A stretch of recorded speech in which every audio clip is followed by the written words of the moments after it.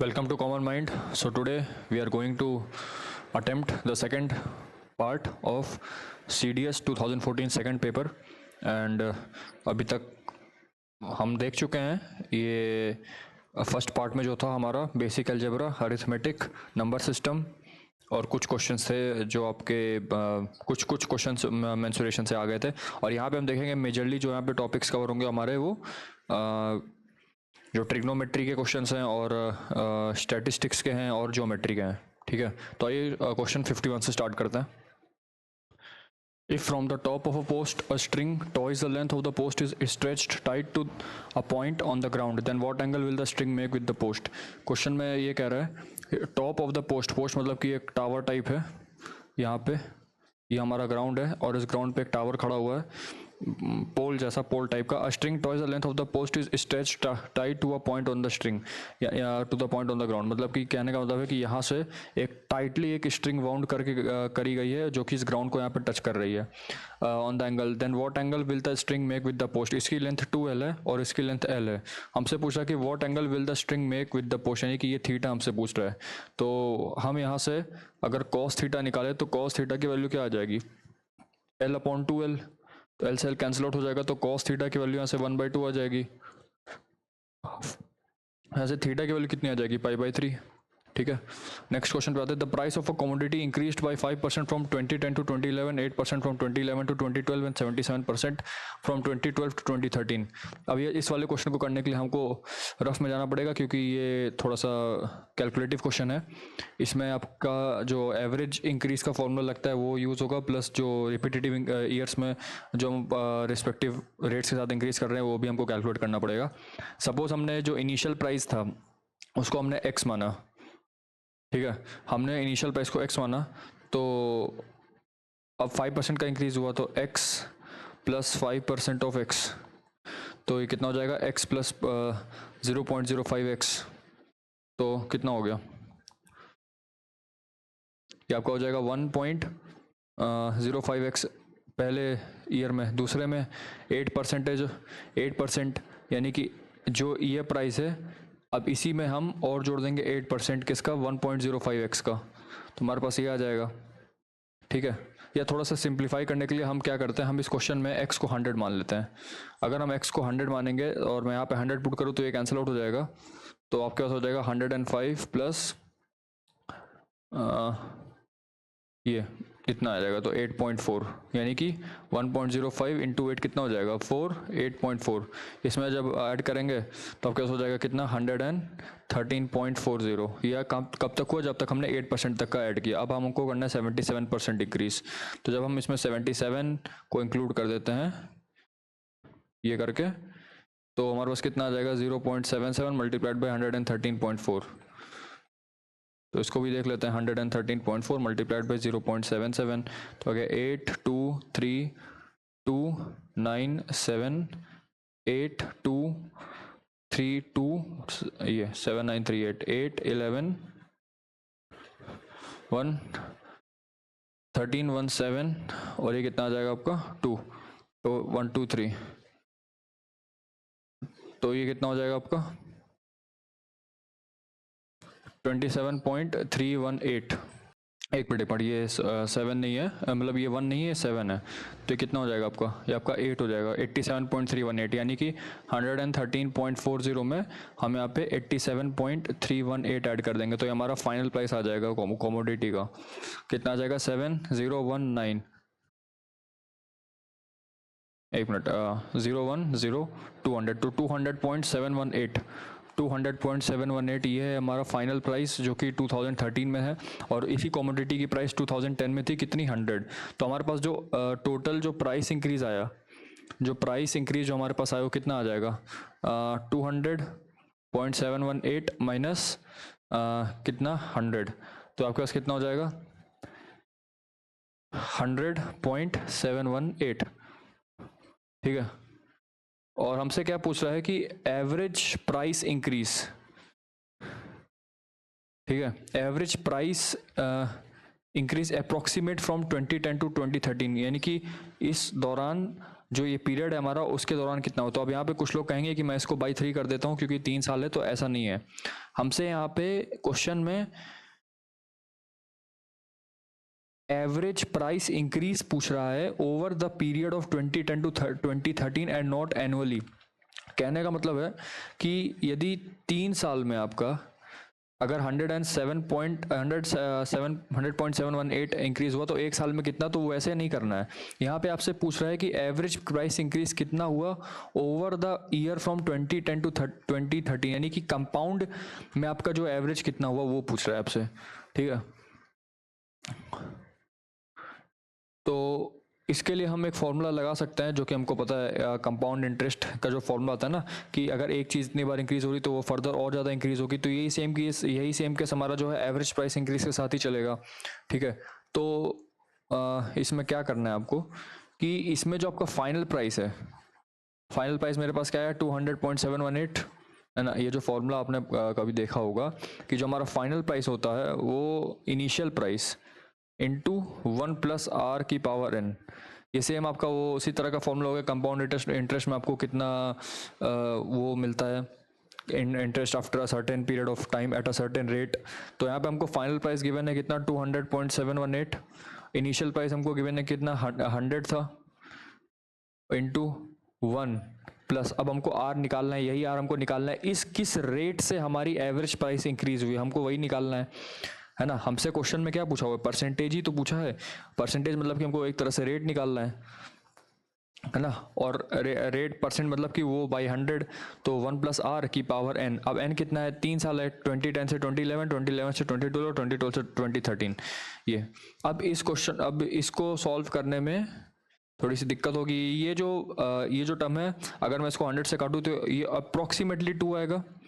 तो यानी कि 1 plus R cube is equals to approximately 2। मैं इक्वल टू तो नहीं कहूँगा लेकिन ये अप्रॉक्सीमेटली 2 के बराबर है। अगर मैं दोनों साइड इसका क्यूब रूट ले लूँ तो ये 2 की पावर 1/3 आ जाएगा।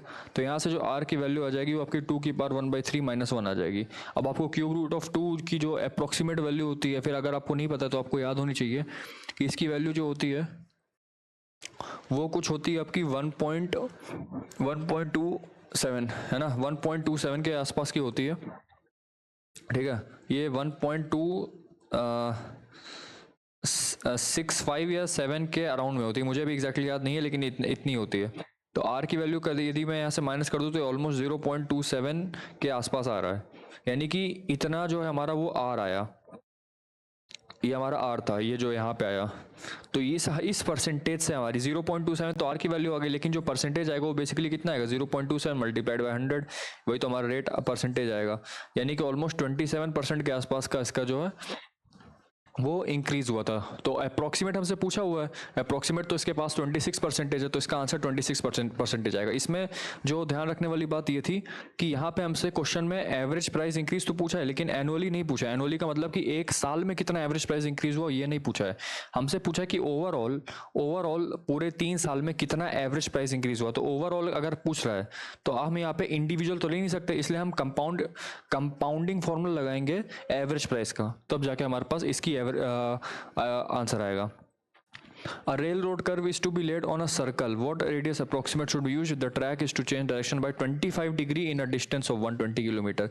यानी कि एक सर्कुलर जैसा कुछ है ऐसे, ये जो आर्क है ये पूरा 120 मीटर का आर्क है और यहाँ से 25 डिग्री का एंगल चेंज हो गया सेंटर से, ये ऐसे 25 डिग्री बना रहा है और ये डिस्टेंस है 120 मीटर। हमसे पूछा कि व्हाट रेडियस, यानी कि हमको आर की वैल्यू पूछ रहा है। पहली बात तो ये चीज़ आपको डिग्री में दी हुई है, इसको हम रेडियन में कन्वर्ट कर लेंगे। तो कैसे करेंगे, π/180 इंटू 25, तो 25 से कैंसिल आउट हो जाएगा, ये 5 5 ज़ा और ये कितना हो जाएगा आपका 5 3 ज़ा 30 36, ठीक है।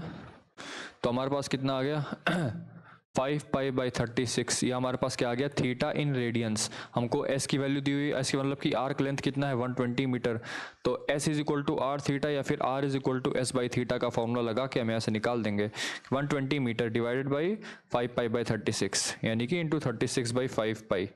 अब 1/π की वैल्यू कितनी होती है 7/22, तो इसको लिख देंगे यहाँ से इसको कैंसिल आउट करेंगे तो कितना हो जाएगा 22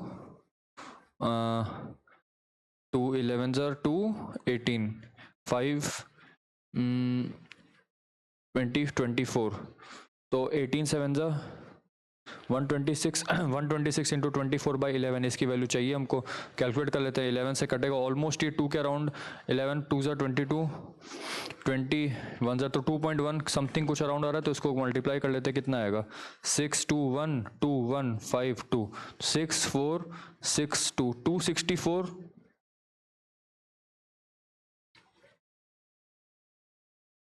अच्छा एक बात, यहाँ पे थोड़ी सी मिस्टेक, मतलब मिस्टेक तो नहीं हुई है, लेकिन ये अगर हम इसको और प्रिसाइसली में जाएं तो ये बेसिकली 2.18 के आसपास आ रहा है ना। इसलिए मैं बोल रहा हूँ कि इसको आप कंप्लीटली मल्टीप्लाई करके डिवाइड करिए, तब जाके आप आंसर की तरफ आएंगे। तो 126 इंटू 24 कितना हो जाएगा 4 2, है ना, ये कितना हो गया, मैं मल्टीप्लाई कर देता हूँ इसको, तो यहाँ पे आ जाएगा 4 2015 2152 420 3024। अब 11 को हम 3024 से डिवाइड कर दे तो कितना आ जाएगा 22, आपका आ जाएगा 82, तो आपका हो जाएगा 7 27, बेसिकली 27 के मल्टीपल में आंसर है, तो आंसर ऑप्शन नंबर सी ही होगा। नेक्स्ट वाले पे आता है, ये हमको पूछा है कि इसकी एक्सप्रेशन की वैल्यू क्या होगी, ये हमको गिवन है। इसको मैं लिख सकता हूँ under root sine square theta plus cos square theta, ये तो बहुत नोन एक्सप्रेशन है, आप सभी को पता होगा, -2 साइन थीटा कॉस थीटा, है ना। तो ये क्या आ गया आपके पास, ये आपके पास आ जाएगा under root sine theta minus cos theta का होल स्क्वायर, और जब भी कोई चीज़ अंडर रूट से बाहर निकलती है तो हमेशा मॉड्यूलस में आती है, तो sign theta minus cos theta, अब ये वैल्यू होगी। अब ज़रा ध्यान से देखिए, modulus of sine theta minus cos theta दो वैल्यू लेगा हमेशा, या तो ये sign theta minus cos theta रहेगा, अगर sign theta minus cos theta की वैल्यू ग्रेटर देन 0 है, या फिर हम कहें कि साइन थीटा की value greater than cos theta है, तब जाके ये वाली वैल्यू आएगी। नहीं तो ये cos theta minus sine theta हो जाएगी, अगर sign theta minus cos theta less than 0 होगा, या फिर sine theta less than cos theta होगा। अब हमको क्वेश्चन में क्या गिवन है, क्वेश्चन में ध्यान से कंडीशन को आप पढ़ेंगे तो आपको गिवन है कि थीटा जो है 0 to π/4 लाई करता है। कहने का मतलब है कि यदि मैं साइन और कॉस का ग्राफ ड्रॉ करूँ तो कॉस का ग्राफ कुछ ऐसे जाता है और साइन का ग्राफ कुछ ऐसे जाता है, और ये होता है π/4। इस केस में हम देख सकते हैं कि जब एंगल आपका 0 to π/4 है, यानी कि इसका जो 0 to π/4 है, तो इसमें साइन वाला जो है वो कम है एज कम्पेयर टू कॉस, यानी कि sine is less than cos, तो आंसर हमारा इसके हिसाब से होगा। तो हमारा आंसर क्या हो जाएगा, cos theta minus sine theta, ठीक है, option number A. Next question पे आते हैं, if tan theta plus cot theta is equal to 2 then what is this. तो भाई tan theta plus cot theta की वैल्यू 2 हो गई, अगर हम इसको साइन और कॉस में बदलेंगे तो क्या हो जाएगा 1 sine theta cos theta is equal to 2 से ऊपर नीचे मल्टीप्लाई करेंगे तो 2 sine 2 theta is equal to 2 से 2 कैंसिल आउट हो जाएगा, तो साइन 2 थीटा की वैल्यू हो जाएगी 1, यानी कि 2 थीटा की वैल्यू हो जाएगी π/2, या फिर थीटा की वैल्यू हो जाएगी π/4। तो यहाँ पे सब्स्टिट्यूट करेंगे तो साइन थीटा साइन π/4 होता है 1/√2, ये भी होता है 1/√2, तो यानी कि इसका आंसर कितना हो जाएगा √2, ठीक है। What is sec x upon cot x plus tan x, इसको फिर हम वही साइन और कॉस में बदल देंगे तो हमारे पास हो जाएगा 1/cos x upon sine x plus sine x upon cos x, ठीक है। तो ये आपका हो जाएगा 1/cos x अपॉन 1/साइन एक्स कॉस एक्स, तो cos x यहाँ से कैंसिल आउट हो जाएगा, साइन एक्स ऊपर जाएगा, तो हमारा आंसर क्या आ जाएगा इसका साइन एक्स, ठीक है। नेक्स्ट क्वेश्चन पे आता है,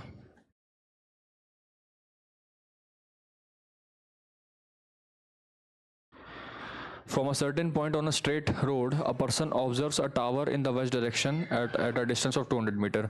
देखिए अगर मैं यहाँ पे इसको एज अ कोऑर्डिनेट सिस्टम की तरह ट्रीट करूँ, ठीक है, ये सपोज ओरिजिन है, हमसे क्या बोल रहा है, from a certain point on a straight road a person observes a tower in the west direction at a distance of 200 metre. मतलब कि पर्सन ने ऑब्जर्व किया, पर्सन यहाँ पे है और उसने वेस्ट में ऑब्जर्व किया कि वो डिस्टेंस कितनी है मेरी 200 की, ठीक है। तो ये वाला कोऑर्डिनेट कितना हो जाएगा मेरा 200,0। He walks some distance along the road and finds that the same tower is 300 metre south of him, यानी कि अब ये पर्सन यहाँ पहुँच गया और यहाँ से इसने देखा कि ये जो टावर है टावर यहाँ पे खड़ा है ओ पॉइंट पे, ठीक है। उसने देखा कि ये टावर अब मेरे से 300 मीटर साउथ में, साउथ मतलब कि नीचे, तो आदमी यहाँ पहुंच गया, तो इसके कोऑर्डिनेट्स क्या हो जाएंगे 0,300, ठीक है। अब हमसे पूछ रहा है कि what is the shortest distance of the tower from the road. Road कौन सी है, रोड का पाथ क्या हो गया, रोड का पाथ ये वाला हो गया, और शॉर्टेस्ट डिस्टेंस हमको पता है, अगर टावर यहाँ सपोज ओरिजिन यहाँ है और हमको शॉर्टेस्ट डिस्टेंस निकाली, तो शॉर्टेस्ट डिस्टेंस हमेशा परपेंडिकुलर डिस्टेंस होती है, सभी को पता है। और किसी पॉइंट से किसी लाइन पे डिस्टेंस निकालना तो हमको आता ही है, अगर हमको बस इस लाइन की इक्वेशन लिखनी है, ये सपोज ए है और ये बी है, तो हमें ए बी की इक्वेशन लिखनी है, तो हम लिख देते हैं, क्या हो जाएगा, y माइनस, सपोज मैं x1 y1 इसको ट्रीट करता हूँ, x2 y2 इसको ट्रीट करता हूँ, तो y माइनस y1 यानी कि y minus 300 is equal to slope. Slope कितना हो जाएगा, 0 minus 300 upon 200 minus 0 into x minus 0 यानी कि x रहेगा। मतलब मैं सिंपली ए बी की इक्वेशन लिख रहा हूँ, तो y minus 300 is equal to minus 3/2x। ठीक है, अब क्या करना है, तो 2y minus 600 is equal to minus 3x, तो 3x plus 2y is equal to 600 जो है मेरी इक्वेशन आ गई इस लाइन की। अब मुझे निकालना है क्या, डिस्टेंस निकालना है।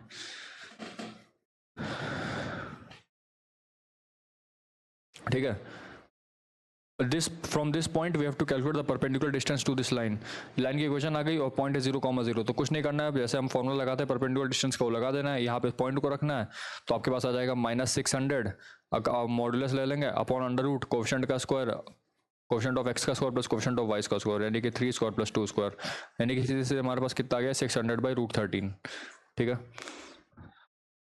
What is sine x minus cos x plus 1। अब देखिए यहाँ पे कुछ नहीं करना है, यहाँ पे आपको इस टाइप के क्वेश्चन में जब भी आपको ऐसे दिया हो तो हमें इसको tan में कन्वर्ट कर लेना। साइन एक्स की वैल्यू क्या होती है, 2 tan x/2 upon 1 plus tan square x/2। तो यहाँ पे मैं लिख देता हूँ पहले कि लेट tan x/2 को हम t मान लेते हैं थोड़ी देर के लिए, बिकॉज ये बार बार लिखना थोड़ा सा क्लमजी हो जाएगा। तो साइन एक्स की वैल्यू हो जाएगी आपके पास 2t upon 1 plus T square, minus cos x की वैल्यू होती है 1 minus T square upon 1 plus T square plus 1 upon 2t upon 1 plus T square plus 1 minus T square upon 1 plus T square minus 1। ठीक है, अब देखते हैं इसको, जब हम सॉल्व करेंगे तो आएगा 2t minus 1 plus T square plus 1 plus T square, ये और ये नीचे वाले तो दोनों कटेंगे, डिनोमिनेटर वाले, ऊपर क्या आ जाएगा और नीचे क्या आ जाएगा फिर इसके, 2t plus 1 minus T square minus 1 minus T square. तो यहाँ से प्लस 1 माइनस 1 कैंसिल आउट हुआ, प्लस 1 माइनस 1 कैंसिल आउट हुआ, ऊपर क्या बचेगा मेरे पास 2t प्लस 2t स्क्वायर, नीचे क्या बचेगा 2t माइनस 2t स्क्वायर, यही तो बचेगा। ठीक है, तो यहाँ से 2 और t दोनों जब हम कॉमन लेंगे तो मेरे पास बचेगा 1 प्लस टी, और यहाँ पे क्या बचेगा 1 माइनस टी, यानी कि 1 minus tan x/2 upon 1 plus tan x/2। ये इसको हम लिख सकते हैं ऐसे। अगर मैं यहाँ पे रैशनलाइज कर दूँ, कहने का मतलब है कि ऑप्शन में देख के हमको लग रहा है कि इसमें साइन एक्स या कॉस एक्स वाला ऐसा टर्म आएगा, तो साइन एक्स कॉस एक्स को हमें एक ही चीज़ में दिखता है कि अगर उसको हम किसी तरह टैन में कन्वर्ट करें या फिर टैन को वापस से साइन और कॉस में ले जाए, तो मुझे तो यहाँ एक चीज़ दिख रही है कि यदि मैं इसको रैशनलाइज कर दूँ, यानी कि 1 माइनस tan x/2 से ऊपर नीचे मल्टीप्लाई डिवाइड करूँ, तो क्या हो जाएगा मेरे पास, यहाँ पे हो जाएगा 1 माइनस tan x/2 का whole square upon 1 minus tan square x/2, ये हो जाएगा। अब मैं क्या करूँगा, मैं इसको ओपन कर देता हूँ, ये आपका हो जाएगा 1 plus tan square x/2 1 plus tan square x/2 minus 2 tan x/2, और यहाँ पे ये आ जाएगा upon 1 minus tan square x/2। अब मैं क्या करूँगा, ऊपर नीचे दोनों साइड में 1 प्लस tan स्क्वायर x/2 से डिवाइड कर दूंगा, तो यहाँ पे भी मैं 1 प्लस tan स्क्वायर x/2 से डिवाइड कर देता हूँ, यहाँ पे भी मैं 1 प्लस tan स्क्वायर x/2 से डिवाइड कर देता हूँ। एक मिनट, थोड़ी सी मिस्टेक हो गई यहाँ पे, साइन का थोड़ा वो हो गया, ये आपका क्या आ जाएगा 1 plus T upon 1 minus T आया था ना, यहाँ पे गलती से मैंने उसको वही 1 प्लस होगा, 1 plus tan square 1 plus tan x/2 का होल स्क्वायर, तो यहाँ पे प्लस आ जाएगा, और यहाँ पे माइनस था तो यहाँ पे तो वही रहेगा, है ना, तो ये हो जाएगा। बस यहाँ पे प्लस की एक दिक्कत आ रही थी, हमने क्या फिर यहाँ पे क्या हो जाएगा, अगर मैं यहाँ पे देखूँ इसको फर्दर सिंप्लीफाई करूँ तो आपके पास हो जाएगा 1 plus 2 tan x/2 upon 1 plus tan square x/2 upon, अब ये वाला पूरा टर्म आपको देख के क्या लग रहा है, क्या बन गया है, ये cos x बन गया, और ये वाला पूरा का पूरा टर्म देख के आपको क्या लग रहा है, ये वाला 2 tan x by 2 upon 1 plus tan square x by 2, या क्या हो जाएगा 1 प्लस साइन एक्स। तो मेरे पास फाइनल आंसर क्या आ गया 1 plus sine x upon cos x. ठीक है, तो इस हिसाब से भी आपको सोचना पड़ेगा। यहाँ पे हमने दो जगह मैनिपुलेशन लगाया, एक यहाँ पे और एक यहाँ पे, तो ये दो मैनिपुलेशन आपको सोचने थे और अब आंसर के करीब होता है sign x plus 1 upon cos x. What is sine square x minus cos square x. अब यहाँ पे कुछ नहीं करना है, यहाँ पे आपको ब्रैकेट्स ओपन कर देना है, तो आपके पास हो जाएगा कितना sine square x minus sine की power 4x into cos square x minus cos square x plus sine square x cos x whole की पावर 4। तो मैं यहाँ से क्या करता हूँ कि मैं इन दोनों से साइन स्क्वायर एक्स कॉमन ले लेता हूँ,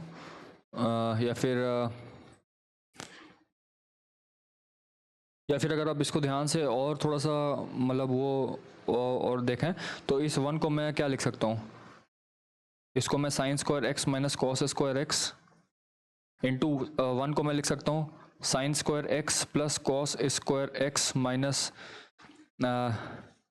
sign square x cos square x, ये लिख सकता हूँ। ठीक है, और फर्दर यानी कि इसका मैं स्क्वायर भी कर दूँ तब भी कोई कुछ नहीं होगा, कर सकता है। अगर ये sign square x plus cos square x तो 1 ही होता है, 1 का स्क्वायर 1 हो जाएगा, तो ये सेम यहाँ पे वही चीज़ लिखी है। और फर्दर अगर मैं इसको देखूँ तो sign square x minus cos square x, इसको और इसको मैं खोलूँ एक्सपेंड करूँ तो क्या बन जाएगा मेरे पास साइन की पावर 4x प्लस कॉस की power 4x plus 2 sign square x cos square x minus 6, यहाँ पे हो जाएगा plus sine square x cos square x. ध्यान से अगर आप देखें तो आपको किसका फॉर्मूला लग रहा है, ये आपको फॉर्मूला लगेगा किसका, इसका साइन एक्स की पावर 6 माइनस कॉस एक्स की पावर 6 क्यू। अगर मैं इसको ओपन करूँगा A cube minus B cube का फॉर्मूला लगा के, where A is equal to sine square x and B is equal to cos square x, यानी कि साइन स्क्वायर एक्स का whole cube minus cos square x का whole cube, तो क्या हो जाएगा sine square x minus cos square x into sine square x का whole square plus cos square x का होल स्क्वायर प्लस दिस। तो वही फॉर्मूला है। अगर आप इसको ऐसे लगा के इसको एक्सपेंड करोगे साइन स्क्वायर एक्स का whole cube minus cos square x का होल क्यूब, अगर आप इसको इस फॉर्म में ला के एक्सपेंड करोगे तो आपको यही सेम चीज़ मिलने वाली है, ये वाली, जो कि इस एक्सप्रेशन के बराबर है। ठीक है, तो हमारा आंसर क्या आ जाएगा इसका, option B. What is this equal to sine x cos y plus cos x sine y, किसका फॉर्मूला हो जाएगा साइन एक्स प्लस वाई का, और ये किसका फॉर्मूला हो जाएगा sine x cos y minus cos x sine y, किसका हो जाएगा साइन एक्स माइनस वाई का फॉर्मूला हो जाएगा। तो क्या sine x plus y into sine x minus y क्या हो जाएगा, sine square x minus sine square y का फॉर्मूला होता है, ये सभी को होता है। तो हमारा आंसर क्या हो जाएगा इसका, option number D. Next question पे आते हैं। what is 1 plus cot x minus cosec x into this. तो यहाँ पे भी वही सेम चीज़ करनी है, कॉस और साइन में बदल देते हैं। कितना हो जाएगा 1 plus cos by sine minus 1 upon sine. मैं बार बार एक्स नहीं लिखूंगा, यहाँ पे आप देख के समझ जाएंगे। तो into 1 plus S tan x को sine by cos plus 1 by cos, इसको लिखेंगे तो कितना आ जाएगा S plus C minus 1 upon S into S plus C plus 1 upon C. ये कितना हो जाएगा, अगर मैं इसको मल्टीप्लाई करूंगा तो एस प्लस सी को एक टर्म मानते हैं -1 और एस प्लस सी प्लस 1, तो क्या हो जाएगा एस प्लस सी का स्क्वायर -1 अपॉन एस सी। तो एस प्लस सी का स्क्वायर हो जाएगा 1 plus 2 S C minus 1 upon S C. 1 से 1 कैंसिल आउट हो जाएगा, तो 2 एस सी से एस सी कैंसिल आउट हो जाएगा, मेरे पास क्या बचेगा सिर्फ 2, हमारे पास आंसर आ जाएगा 2। ठीक है, नेक्स्ट क्वेश्चन पे आते हैं। What is this expression equal to cosec x minus sine x into sec x minus cos x. अब इसको फिर सिंप्लीफाई करते हैं तो ये आपके पास बनेगा 1 minus S square upon S into 1 minus C square upon C into S square plus C square upon S C. ये आपके पास हो जाएगा C upon S cos square upon S, ये आपके पास हो जाएगा एस स्क्वायर अपॉन सी, ये आपके पास हो जाएगा 1 अपॉन एस सी, यानी कि सी एस का होल स्क्वायर अपॉन नीचे भी सी एस का होल स्क्वायर कैंसिल आउट हो गया, हमारे पास फाइनली क्या हो गया, बचेगा क्या 1। ठीक है, नेक्स्ट क्वेश्चन पे आते हैं। Sine 1 degree is greater than sine 1। अगर आप ध्यान से देखें तो साइन एक्स जो है हमारा, और एक चीज का ध्यान रखिएगा, साइन यहाँ पे है डिग्री और ये है, इसका मतलब होता है रेडियन। अगर कुछ नहीं दिया हो तो हम रेडियन में कंसिडर करते हैं एंगल्स को। ठीक है, तो अगर मैं रेडियन से डिग्री में कन्वर्ट करूँ है ना। रेडियन से यदि मैं डिग्री में कन्वर्ट करूं तो क्या हो जाएगा, 180 डिग्री होता है पाई रेडियन। तो अगर, या फिर आप ऐसे कहो कि पाई रेडियन की वैल्यू 180 डिग्री होती है, या फिर चलो हम रेडियन में कन्वर्ट कर लेते हैं, डिग्री को रेडियन में कन्वर्ट कर लेते हैं। तो साइन 1 डिग्री को मैं क्या लिख सकता हूँ, पाई by 180 into pi by 180 radian, यही हो जाएगा। और कॉस ये भी सेम चीज़ वही हो जाएगी। और हमको पता है कि जो एंगल्स होते हैं साइन में तो इंक्रीजिंग करता है, यानी कि जो एंगल बड़ी वैल्यू होगी, यानी कि 1 रेडियन और पाई बाई 180 रेडियन में जो क्वांटिटी बड़ी होगी उसका साइन भी बड़ा होगा। तो हम यहाँ से देख सकते हैं कि जो 1 है वो बड़ा है as compare to pi by 180। 1 और पाई बाई 180 में बड़ा कौन सा है, 1 है। तो यहाँ पे इसका यानी कि पाई बाई 180 जो है मेरा वो लेस देन 1 है, तो इसका जब दोनों साइड आप साइन लीजिएगा तो अभी आपका लेस देन साइन 1 हो जाएगा। तो यहाँ पे ऑपोजिट साइन होना चाहिए, तो पहला स्टेटमेंट गलत है। दूसरा हमारे पास ये डिक्रीजिंग फंक्शन होता है। अब इस वाले केस में उल्टा होना चाहिए, क्यों, क्योंकि यहाँ पे हमको पता है कि जो सबसे छोटी वैल्यू होती है उसका कॉस लेंगे तो वो बड़ी होगी, यानी कि हमको ये बात पता है कि भैया जो पाई बाई 180 रेडियन है वो लेस देन 1 रेडियन है। अब आप दोनों साइड यहाँ पे कॉस लेंगे तो जस्ट साइन का रिवर्स होता है, यानी कि cos pi by 180 radian is greater then cos 1 radian, यानी कि cos 1 degree is greater then cos 1 radian. तो यहाँ पे ग्रेटर देन का साइन होना चाहिए था। दोनों साइन यहाँ पे बेसिकली ऑपोजिट गिवन है, तो हमारा दोनों स्टेटमेंट यहाँ पे रॉन्ग है, नाइदर 1 नॉट 2। ठीक है। If sine x plus cosec x equal to 2, ये क्वेश्चन रिपीटेड क्वेश्चन है, पिछले क्वेश्चन मतलब पिछले 2014 के CDS ऑन पेपर में भी आया था, बस यहाँ पे 9 की जगह यहाँ पे इन्होंने n रखा था। तो sign x plus cosec x, यहाँ पे साइन एक्स का क्वाड्रेटिक बनता है, हम सभी को पता है। तो यहाँ पे आपके पास हो जाएगा साइन स्क्वायर +1 - 2 साइन, तो आपके पास हो जाएगा इज इक्वल टू 0। तो यहाँ पे आपके पास हो जाएगा साइन -1 का होल स्क्वायर इक्वल टू 0। तो यहाँ से साइन की वैल्यू आ जाती है 1, साइन की वैल्यू 1 आ जाएगी तो कोसेक की वैल्यू भी 1 आ जाएगी। जब दोनों की वैल्यू 1 होती है तो आप चाहे पावर 9 लगाइए, चाहे पावर 10 लगाइए, चाहे पावर 1000 लगाइए, कुछ भी लगाइए, हमेशा इन दोनों का आंसर 1 + 1 ही आना है, जो कि है 2। नेक्स्ट क्वेश्चन पे आते हैं। If sine x plus cos x equal to p then and this is equal to q, then what is p q minus 3p equal to. तो देखिए sine x plus cos x equal to p given है, and sine x cube plus cos x cube equal to q. हमसे पूछ रहा है इसकी value किसकी, P cube minus 3p की। तो पहले इसका एक्सप्रेशन लिख लेते हैं, यानी कि साइन प्लस कॉस का whole cube minus 3 times sine plus cos, इसकी वैल्यू पूछ रहा है। ठीक है। तो जब हम इसको ओपन करेंगे तो क्या हो जाएगा मेरे पास, sine cube plus cos cube plus 3 sine cos, sine plus cos, और यहाँ पे -3 साइन प्लस कॉस एक्स्ट्रा से गिवन है। ठीक है। यानी कि sine cube plus cos cube plus 3 sine plus cos common ले लेते तो यहाँ पे क्या बचेगा, साइन कॉस -1। अब ये वाला टर्म हमको क्यू गिवन है, ये वाला टर्म हमको क्या गिवन है, क्यू। यहाँ से देख सकते हैं sine x Q plus cos x Q की वैल्यू क्यू, तो यहाँ पे क्यू लिख लेते हैं, Q plus 3 into sine plus cos into sine cos -1। तो आपके पास हो जाएगा क्यू प्लस 3 इंटू, इसको जब वो करेंगे तो आपके पास हो जाएगा sine square cos minus sine plus sine cos square minus cos. ठीक है। अब देखिए, अब यहाँ पे हम क्या करेंगे, यहाँ पे जो है इस स्टेप के बाद हम यहाँ पे करेंगे q plus 3 times sine square को मैं लिख सकता हूँ 1 माइनस कॉस, इसको मैं लिख सकता हूँ 1 minus cos square into cos, और यहाँ पे इस कॉस स्क्वायर को मैं लिख सकता हूँ 1 minus sine square into sine. तो जब आप इसको ओपन करेंगे कॉस से मल्टीप्लाई करेंगे तो यहाँ पे आपके पास आएगा cos minus cos cube minus sine plus यहाँ पे हो जाएगा sine minus sine cube, sine minus sine cube minus C. ठीक है। यहाँ पे कॉस और कॉस, साइन और साइन एलिमिनेट हो गया, तो फाइनली मेरे पास क्या बचा, क्यू प्लस 3 इंटू, अगर माइनस कॉमन ले तो sine cube plus cos cube बचेगा। फिर से वही sine cube plus cos cube आ गया। ये क्या गिवन है हमको यहाँ से, क्यू, तो ये आपके पास हो जाएगा Q plus 3 into minus Q, यानी कि क्यू माइनस 3 क्यू। फाइनली जो मेरे पास आंसर है वो क्या आ जाएगा, -2 क्यू। ठीक है, तो इसको आपको इस हिसाब से मैनिपुलेट करना था। यहाँ पे थोड़ी दिक्कत आ सकती थी, बाकी यहाँ तक तो आप सॉल्व कर ही लेते। यहाँ पे आपको क्या करना था, साइन स्क्वायर को 1 माइनस कॉस स्क्वायर और कॉस स्क्वायर को 1 माइनस साइन स्क्वायर में कन्वर्ट करना था, तब जाके आपका आंसर आता। What is the number of pairs of perpendicular planes in a cuboid? Perpendicular planes in a cuboid का मतलब होता है कि ये जो आपका क्यूबॉइड बन रहा है, इसके कितने फेसेस की बात कर रहा हूँ, कितने फेसेस आपस में परपेंडिकुलर हैं, कितने फेसेस जो हैं इसके वो आपस में परपेंडिकुलर हैं। तो अगर आप अपने रूम में बैठे हैं, अगर आप अपने रूम में हैं, तो रूम के एक एज को पकड़िए और उस एज से लगे हुए जितने भी फेसेस हैं वो आपस में एक दूसरे से परपेंडिकुलर होंगे।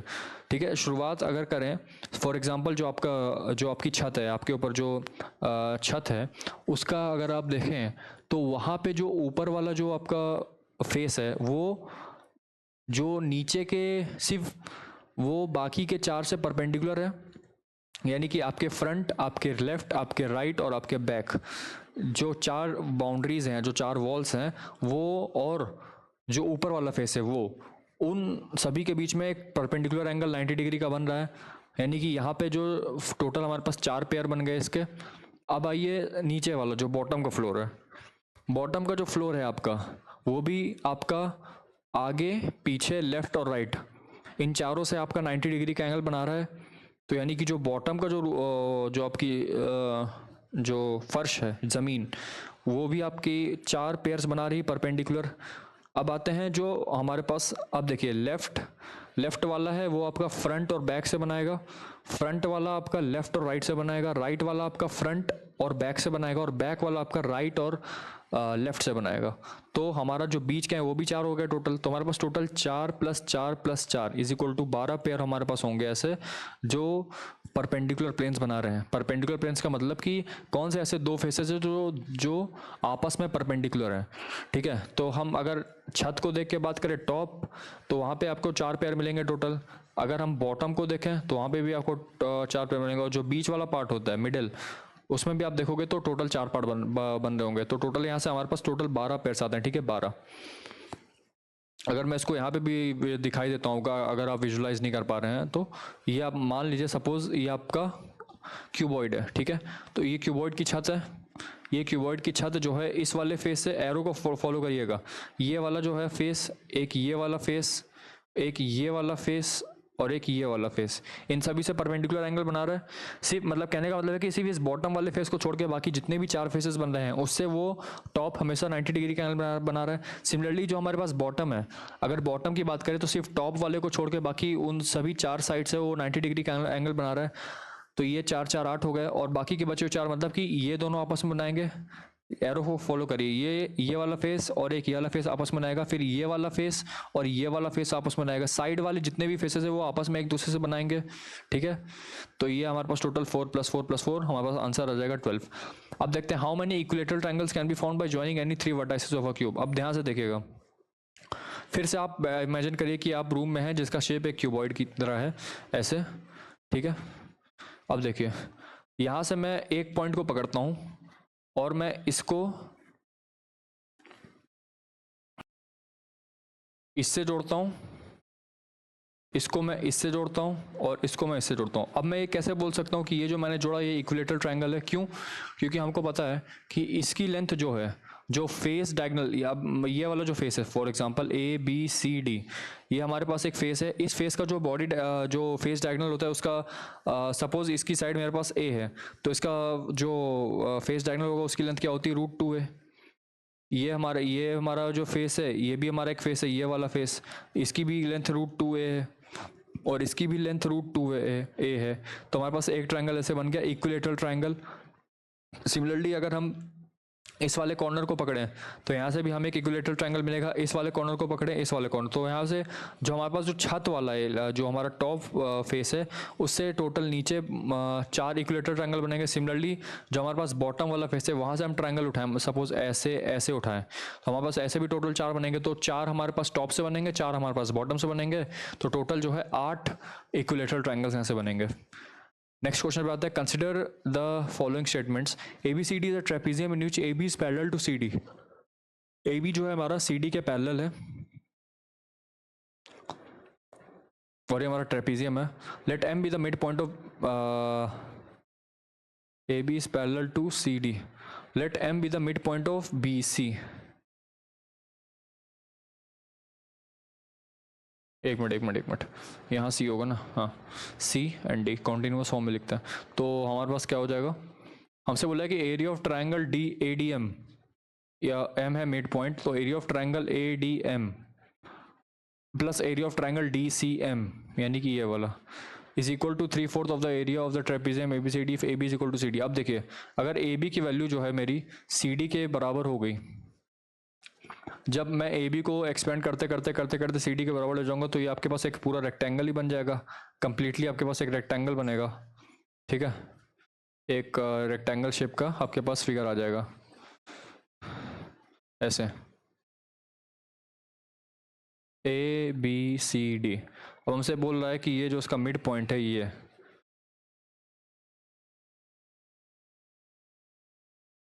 वो एम है। हमसे बोला है कि area of triangle A D M, यानी कि ए डी एम और triangle area of triangle D C M is equal to 3/4 of the area of the trapezium A B C D if A B is equal to C D. अगर A B की value C D के बराबर हो गई तो हमारे पास एक रेक्टेंगल बन जाएगा, ठीक है, यानी कि एरिया ऑफ रेक्टेंगल क्या हो जाएगा मेरे पास, A B multiplied by C D. अब area of triangle A D M कितना हो जाएगा, half multiplied by base, base कितना है मेरे पास A D into height, height क्या हो जाएगी, अब ये इसका मिड पॉइंट है, तो मिड पॉइंट से जब इसके मिड पॉइंट पे डालेंगे परपेंडिकुलर, तो हाइट ये हो जाएगी, ठीक है, हाइट कितनी हो गई D C plus area of triangle D C M, इसकी हाइट कितनी हो जाएगी, हाफ इंटू बेस, बेस क्या है मेरे पास डी सी इंटू हाइट क्या हो जाएगी, हाइट हो जाएगी मेरी ए डी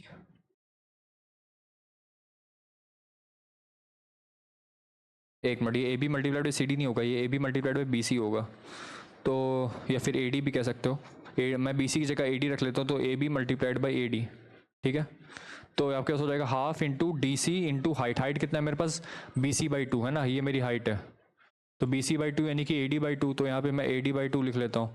तो जब हम इन दोनों को ऐड करेंगे, तो क्या हो जाएगा,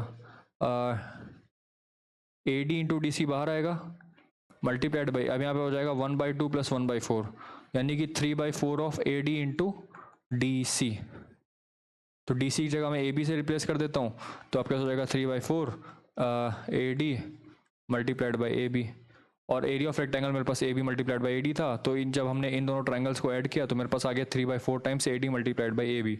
तो मेरा जो पहला स्टेटमेंट है वो करेक्ट हो जाएगा कि वो जो इन दोनों ट्राइंगल्स का सम है वो 3/4 है area of the trapezium A B C D if A B is equal to C D. Now area of triangle D C M plus area of triangle A B M is always greater than half of the area of trapezium. कहने का मतलब है यहाँ पे कि triangle D C M यानी कि ये वाला जो ट्राइंगल है ये, और area of triangle A B M यानी कि एक triangle A B M is always greater than half of the area of trapezium A B C D. अगर हम इस स्पेशल केस की बात करें, तो area of triangle D C M क्या आया था, 1/4 टाइम्स 1/4, ये जो आया था वो 1/4 आया था किसका, area of A B C D का, और अगर हम इसको लेंगे तो बेसिकली अगर इसको भी ऐड कर लेंगे तो 1/2 टाइम्स आ जाएगा किसका, एरिया ऑफ रेक्टेंगल का। यानी कि अगर हम इस स्पेशल केस की बात करें जब वो रेक्टेंगल है और इसने क्वेश्चन में बोल रखा है कि ऑलवेज ग्रेटर देन है, ऑलवेज मतलब कि हर स्पेशल केस में फॉलो करेगा, लेकिन इस वाले स्पेशल केस में हम देख सकते हैं कि यदि हम इसका और इसका ऐड करेंगे तो वो 1/2 ही आएगा, वो ग्रेटर देन नहीं होगा, वो इक्वल टू हाफ भी हो सकता है।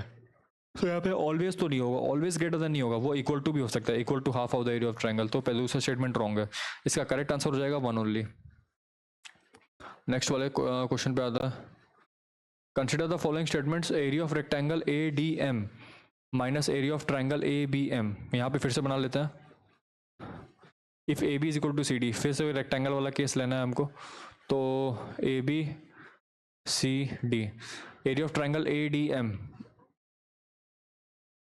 Minus area of triangle A B M. आइए हमको पता था area of triangle A D M क्या था, हाफ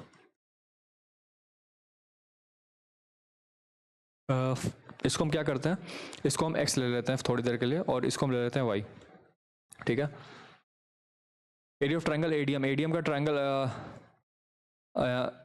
एडीएम ट्रायंगल का एरिया कितना हो जाएगा, हाफ इंटू बेस, बेस मेरे पास कितना है y, और ये कितना हो जाएगा x, तो half Y X minus area of triangle A B M, A B M का बेस कितना है A B which is x, and height कितना है B M which is y/2, तो y/2 हो जाएगा, यानी कि एक्स वाई 1/2 माइनस 1/4, ये is equal to 1/4 times X Y is always. अभी आ गया हमारे पास इतना पोर्शन, हमको अब निकालना है is always equal to area of triangle DCM, हमको ट्रायंगल डीसीएम का एरिया निकालने है, यानी कि इसका भी हम देख ही चुके हैं, इसका भी कितना आता है 1/4 टाइम्स एक्स वाई, तो विच इज ऑलवेज करेक्ट, तो पहला स्टेटमेंट हमारे पास बिल्कुल करेक्ट है। दूसरा हमसे कह रहे हैं कि half of area of triangle A B M, यानी कि ए बी एम ट्रायंगल का half, A B M triangle का एरिया कितना है एक्स वाई बाई 4, अब इसका हमको हाफ लेना है, तो half X by 4 is equal to 1/8 of area of trapezium A B C D if A B is equal to C D, यानी कि 1/8 into area of trapezium A B C D, area of trapezium मतलब कि area of rectangle A B C D which is equal to 1/8 times X Y, ठीक है। तो यहाँ पे भी 1/8 एक्स वाई आ रहा है, एल एच एस में भी, एल एच एस मतलब कि ये वाला, और आर एच एस मतलब कि 1/8 ऑफ एरिया ऑफ ट्रेपीजियम, तो ये हमारे पास एल एच एस आ गया 1/8 एक्स वाई और is equal to 1/8 x y, R H S आ गया, तो मेरे पास जो है वो दोनों के दोनों सही हैं। नेक्स्ट क्वेश्चन पे आते हैं।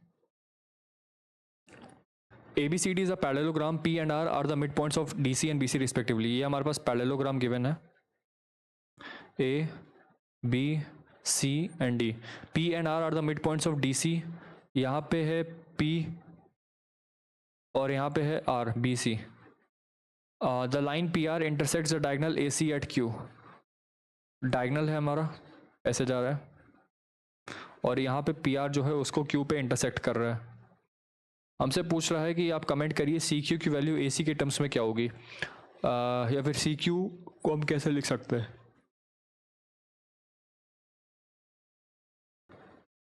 तो यहाँ पे हम क्या करेंगे, अगर मैं देखूँ यहाँ से, अगर मैं बी डी को ज्वाइन कर लूँ और ट्राइंगल सी या ट्राइंगल बी सी डी में मिड पॉइंट थ्योरम लगा दूँ, मिड पॉइंट थ्योरम का मतलब क्या होता है कि the line joining the mid points of any two sides of a triangle, we are considering this triangle B C D, so if a line joining the mid points of any two sides of a triangle, it is always parallel to the third side and is equal to half of it, मतलब कहने का मतलब है कि P R जो है मेरा वो पैरेलल टू बी डी है and always is equal to half of it, यानी कि जो पी आर की वैल्यू है वो हाफ टाइम्स बी डी है, ठीक है। अब अगर इसको ध्यान से देखें तो जो हमारा डायगोनल्स हैं, पैरेललोग्राम में जो डायगोनल्स होते हैं वो एक दूसरे को बाइसेक्ट करते हैं एट द सेंटर पॉइंट, तो यदि यहाँ पे x है तो यहाँ पे भी x होगा, और सिमिलरली यहाँ पे अगर हम एक लाइन बनाएं इमेजिनरी लाइन, तो वो भी ये वाली डिस्टेंस ऑलमोस्ट इसके बराबर होगी। सपोज अगर ये डिस्टेंस x है, अगर आप इसको ऐसे समझो कि ये वाली डिस्टेंस यदि x है बड़ी वाली a हो, तो ये भी x होगी, है ना, और अगर ये डिस्टेंस y है तो ये रिमेनिंग डिस्टेंस भी मेरी x माइनस वाई होगी, और ये वाली रिमेनिंग डिस्टेंस भी x माइनस वाई होगी, और ये वाली डिस्टेंस भी मेरे पास y होगी। तो हम देख सकते हैं कि जो AC है हमारा, जो ये वाला पोर्शन, इतना पोर्शन जो हमारा सी क्यू है, बेसिकली सी क्यू, वो हमारा इसका और इसका 1/4 पार्ट है ना, इस पूरी लाइन का AC का वो 1/4 पार्ट है। यहाँ पे जो पार्ट चल रहा है वो सेम चीज़ यहाँ पे चलेगा, और यहाँ पे जो पार्ट चल रहा है वो सेम चीज़ यहाँ पे चलेगा, तो 1/4 times the diagonal of the parallelogram, ठीक है, यानी कि AC/4। नेक्स्ट वाले सवाल पे आते हैं। Consider the following statements in respect of an equilateral triangle. The altitudes are congruent, the three medians are congruent, the centroid bisects the altitude. देखिए तीसरा स्टेटमेंट तो गलत है, ठीक है ना, तीसरा स्टेटमेंट जो हमारा बिल्कुल गलत है। क्यों? क्योंकि जो इक्विलेटरल ट्रायंगल में हमारा जो सेंट्रॉइड होता है ना, जो सेंट्रॉइड होता है, और सॉरी जो मीडियन होता है हमारा, वही मीडियन हमारा ऑर्थो से ये हमारा क्या कहते हैं, जो हमारा मीडियन होता है वही हमारा एंगुलर बाइसेक्टर भी होता है, और वही हमारा वो भी होता है ऑर्थो सेंटर भी होता है। तो या फिर ऑर्थो सेंटर का है, ये मतलब जो मीडियन होता है हमारा, मीडियन जो हमारा होता है वो एंगुलर बाइसेक्टर भी होता है, और हमारा जो ऑल्टीट्यूड होता है वो दोनों के मतलब तीनों के तीनों सेम ही कॉन्साइड है, मतलब तीनों के तीनों एक ही हैं। और मैं अगर मैं यहाँ से ड्रॉ करता हूँ तो ये जो सेंट्रॉइड हमारा बनता है वो बेसिकली 2:1 के रेशियो में डिवाइड करता है। जो सेंट्रॉइड हमारा बनता है वो चाहे एंगुलर बाइसेक्टर हो, या फिर आप इसको मीडियन कह दीजिए, या फिर आप इसको ऑल्टीट्यूड कह दीजिए, तीनों को 2:1 के रेशियो में डिवाइड करता है, ना कि बाइसेक्ट करता है। तो हमारा तीसरा स्टेटमेंट रॉन्ग है, और तीसरा स्टेटमेंट रॉन्ग है तो हमको पता चल गया कि ये और ये तो होगा नहीं, तो हमारा सिर्फ पहला और दूसरा करेक्ट है।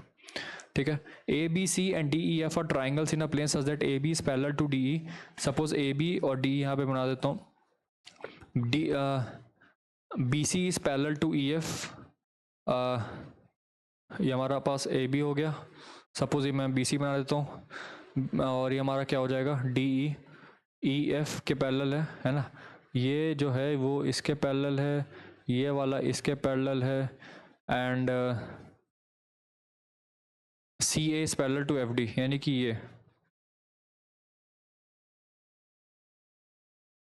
ये ऐसे है। ठीक है, हमसे कह रहा है statement one, if angle A B C is a right angle triangle, यानी कि अगर ये राइट एंगल ट्राइंगल है, then angle D E F is also right angle triangle, बिल्कुल सही 90 डिग्री पे ये भी है। तो अगर ये इसके पैरेलल है तो ये भी इसके पैरेलल हो गई, यानी कि स्टेटमेंट हमारा सही है।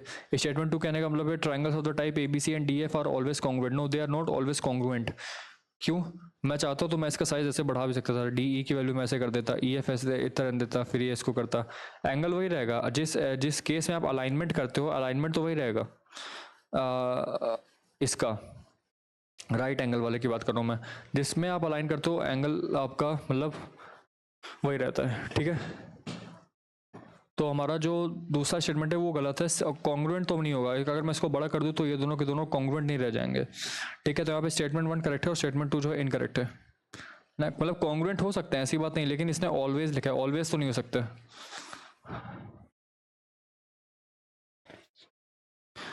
let the incircle to a triangle touch let the incircle to a triangle ABC touch BC AC and AB respectively at the points this। हमारे पास एक ट्राइंगल है और उस ट्राइंगल में एक इनसर्कल है जो कि इन तीनों को टच कर रहा है ऐसे, ए बी सी। ठीक है, at points X Y and Z respectively. Touch B C मतलब बी सी को एक्स पे टच कर रहा है, ए सी को वाई पे टच कर रहा है, और ए बी को जेड पे टच कर रहा है। If A B is greater than B C then this. अगर हम ध्यान से देखें तो हम ये बोल सकते हैं कि जो ए बी है वो है ए जेड प्लस बी जेड, और जो हमारा बी सी है वो हमारे पास है बी एक्स प्लस एक्स सी। ठीक है, हमको दे रखा है कि ए बी जो है बी सी से बड़ा है, यानी कि ए जेड प्लस बी जेड जो है हमारा वो B x plus X C से बड़ा है। ठीक है, तो और हमको एक चीज़ और गिवन है कि बी जेड जो है ना, अगर आप किसी भी एक्सटर्नल पॉइंट से सर्कल पे टेंजेंट डालते हैं तो वो दोनों टेंजेंट जहाँ पे मीट करते हैं वो दोनों बराबर ही होते हैं, यानी कि B Z is equal to B X हो जाएगा। तो बी जेड की वैल्यू जब बी एक्स से बराबर हो जाएगी तो मेरे पास क्या बचेगा, A Z is greater than X C. अब ए जेड की वैल्यू एक्स सी से बराबर आ गई, अगर मैं क्या करूँ, इसको मैं बोलता हूँ 1 और इसको मैं बोलता हूँ 2। अगर मैं दोनों को ऐड कर दूँ, दोनों को मैं ऐड कर दूंगा तो मेरे पास क्या बचेगा, A B plus A Z is greater than B C plus X C. लेकिन हमसे स्टेटमेंट में क्या बोला है कि वो लेस देन है, लेकिन है एक्चुअली में ग्रेटर देन। तो हमारा पहला स्टेटमेंट रॉन्ग हो गया। दूसरा हमसे कह रहा है ए जेड की वैल्यू ए वाई के बराबर है। हाँ भाई, हमको पता है कि जो एक्सटर्नल पॉइंट से जब भी हम टेंजेंट डालते हैं from on two circles and A Z is equal to A Y. ठीक है, तो हमारा दूसरा स्टेटमेंट यहाँ पे बिल्कुल सही है। Statement one is incorrect and statement two is correct. ठीक है, नेक्स्ट वाले सवाल पे आते हैं। Let A B C be a triangle in which angle A C B is equal to 60 degree and A C is equal to X which is less than B C. पहले हम इसका diagram बना लेते हैं। ठीक है, इसका diagram कुछ ऐसे बनेगा आपका। सपोज ये हमारे पास बी सी है और ए सी है एक्स, ए सी थोड़ा छोटा बना देते हैं, और ये हमारा ए बी है, ये इसकी डिस्टेंस है हमारे पास एक्स। ठीक है, और हमसे क्वेश्चन में कह रहा है कि let the circle with centre at C and radius X meet B C at D, यानी कि यहाँ पे सेंटर रख के यहाँ से यहाँ पे कंपास रखा और घुमा दिया तो हमारे पास कुछ ऐसा सर्कल मिला। सपोज है ना, ये रफ एक तरह से रफी बन रहा है तो अब उसको ज़्यादा ध्यान में दीजिएगा। Meet B C at D, यानी कि यहाँ पे मीट किया डी सी पे। Let C F with a perpendicular drawn from C meeting A D at F, meeting A D at F, यानी यहाँ से हमने परपेंडिकुलर होगी और यहाँ से मेरे को एफ मिला। ठीक है, क्वेश्चन में हमसे क्या कह रहा है कि triangle A C D is isosceles but not equilateral. देख लेते हैं कि triangle A C D is isosceles but not equilateral suppose. ठीक है, ये पहली बात 90 नहीं है, ये एंगल आपका जो भी है angle A C B basically हमको 60 डिग्री गिवन है। ठीक है, अब हमको क्या देखना है कि triangle A C D isosceles है कि नहीं है। ठीक है, अगर आप ध्यान से देखें तो जो हमारा ए सी है वो सी डी के बराबर हो जाएगा क्योंकि रेडियस ऑफ द सर्कल है ना, A C is equal to C D is equal to x because they are radius of the circle. अब angle A D C, angle A D C यानी कि ये वाला angle is will be equal to angle D A C यानी कि ये वाला angle. क्यों? ऑपोजिट साइड्स के जो एंगल्स होते हैं वो दोनों इक्वल हो जाते हैं। ठीक है, अब ये 60 है, सपोज मैंने इसको बोल दिया y और y, तो 2y plus 60 is equal to 180। तो यहाँ से मेरे पास y की वैल्यू आ जाएगी कितनी 160 डिग्री। कहने का मतलब है कि जो एंगल मेरे पास ए डी सी आया या फिर डी ए सी आया वो कितना आ जाएगा 60 डिग्री। ठीक है, अब ये 60 डिग्री है, ये 60 डिग्री है और ये भी हमारे पास 60 डिग्री पहले से गिवन था, तो भैया ट्राइंगल तो इक्विलेटरल है, तो पहला स्टेटमेंट हमारा रॉन्ग हो गया। दूसरा हमसे कह रहा है कि डी एफ की वैल्यू x/2 है। अगर हम ट्राइंगल डी एफ सी में कंसंट्रेट करें, ट्राइंगल डी एफ सी में कंसंट्रेट करें तो साइन 60 की वैल्यू यहाँ से देखेंगे तो साइन 60 क्या आ जाएगा मेरे पास, अगर मैं इसको बोलता हूँ साइन 60, यह मेरे पास परपेंडिकुलर है। ठीक है, इस बात का ध्यान रखिएगा। और इक्विलेटरल ट्रायंगल, अगर ए सी डी हमारा इक्विलेटरल ट्रायंगल है तो जो हमारा ऑल्टीट्यूड होता है वही हमारा एंगुलर बाइसेक्टर भी होता है, वही हमारा मीडियन भी होता है ना। तो ये जो ऑल्टीट्यूड है सी एफ, यहाँ इसको मैं ब्लू पेन से लिख देता हूँ, जो हमारा ऑल्टीट्यूड सी एफ है वो भी हमारा क्या है, एक तरह से एंगुलर बाइसेक्टर ही है। तो ये वाला एंगल पूरा 60 डिग्री था, यानी कि एंगल डी सी ए हमारा 60 डिग्री था, तो एंगल डी सी एफ हमारा कितना हो जाएगा 30 degree because it is angular bisector also. तो अगर मैं angle triangle D F C बनाऊँ तो कुछ ऐसा बनेगा, ट्राइंगल डी एफ सी ये हमारा ऐसा बन रहा है, ये हमारे पास 30 डिग्री है ये है, और ये हमारा 90 डिग्री है और ये हमारा 60 डिग्री है। तो अगर मैं साइन 60 यहाँ से लगाऊँ तो साइन 60 मेरे पास क्या आ जाएगा, ये हमारा सी है, ये हमारा एफ है, ये हमारा डी है, तो sine 60 is equal to C F upon C D. C D की वैल्यू एक्स है, सी एफ की वैल्यू हमको निकालनी है, तो सी एफ अपॉन एक्स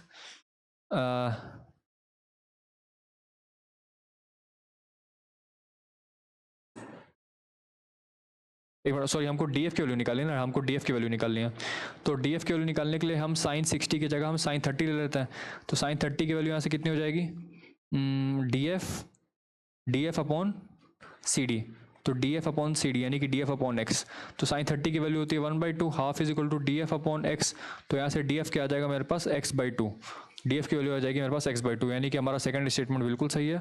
तो हमारा जो ऑप्शन हो जाएगा वो क्या हो जाएगा, ऑप्शन नंबर डी, यानी कि स्टेटमेंट 1 जो हमारा इनकरेक्ट है और स्टेटमेंट 2 जो हमारा करेक्ट है। ठीक है, नेक्स्ट वाले सवाल पे आते हैं। Bisectors of two adjacent angles of A and B of a quadrilateral A B C D. हमारे पास एक कोई गिवन क्वाड्रिलेटरल है, एक मिनट इसको मैं ऐसे बना देता हूँ। हमारे पास एक ऐसे क्वाड्रिलेटरल कोई गिवन है, ठीक है, ये हमारा ए बी सी डी, और हमको पता है कि angle A plus angle B plus angle C plus angle D की वैल्यू कितनी होती है 360 डिग्री। अब हमसे कह रहा है कि बाइसेक्टर्स ऑफ टू एंगल्स या two adjacent angles A and B of a quadrilateral intersect each other at point P, यानी कि यहाँ से क्वाड्रिलेटरल से मैंने ज्वाइन किया एंगुलर बाइसेक्टर और ये दोनों आके एक पॉइंट पी पे मिले। Which of the following statements are correct. अब देखिए यहाँ पे एंगल ए पी बी की बात हो रही है, तो यानी कि इस वाले एंगल की बात हो रही है।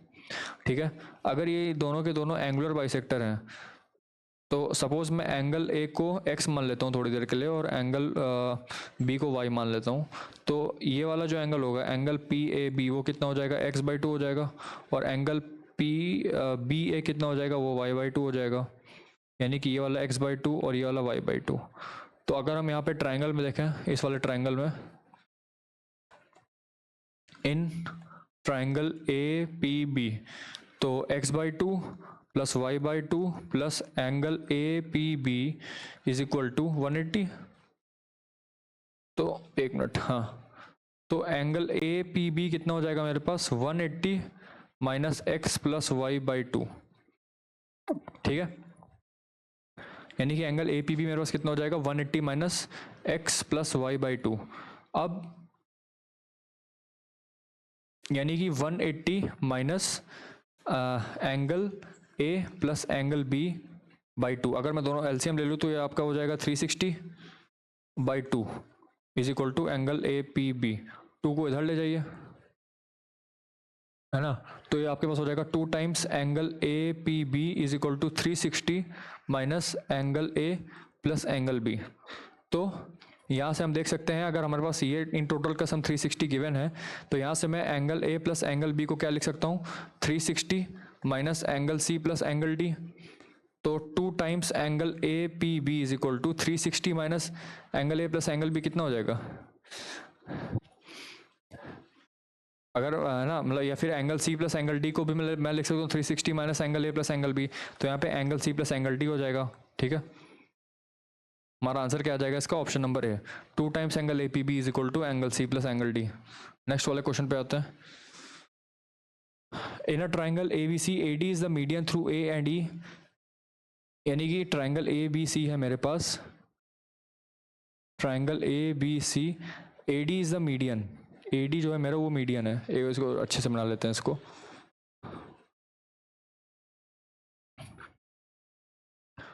ये हमारे पास एक ट्राइंगल गिवन है ए बी सी, और ये हमारे पास एक मीडियन आ रहा है ऐसे, मीडियन मतलब कि जो अपोजिट साइड को आधे में डिवाइड करते हैं। ठीक है, and E is the mid point of A D, E जो है इस मीडियन का मिड पॉइंट है, और यहाँ से बोल रहा है कि एंड बी ई प्रोड्यूस्ड, यानी कि B E produced will meet A C at F, ये पॉइंट है ई और ये पॉइंट है एफ। हमसे पूछा then A F is equal to, अगर आप ध्यान से देखें, अगर मैं यहाँ पे कंस्ट्रक्शन करता हूँ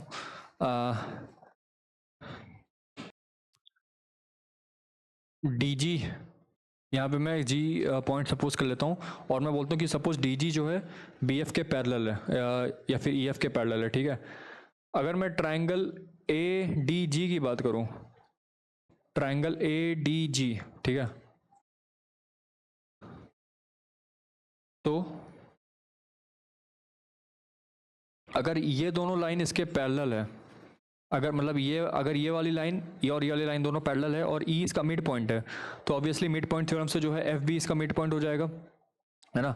अगर मैं ट्राइंगल ए डी जी में जो ये वाला जो ट्राइंगल ए डी जी उसमें मैं देखूँ तो ई एफ जो है मेरा डी जी के पैरेलल है, मैंने इसको कंस्ट्रक्ट किया, और अगर ई एस के पैरेलल है और ई अगर ए डी का मिड पॉइंट है जो कि हम क्वेश्चन में गिवन है, तो एफ बी एफ जो है ए जी का मिड पॉइंट हो जाएगा by the mid point theorem. ठीक है, यानी कि जो ए एफ हो जाएगा वो हमारा एफ जी के बराबर हो जाएगा, मिड पॉइंट हो जाएगा ना ये, तो ए एफ की एफ जी के बराबर हो जाएगी।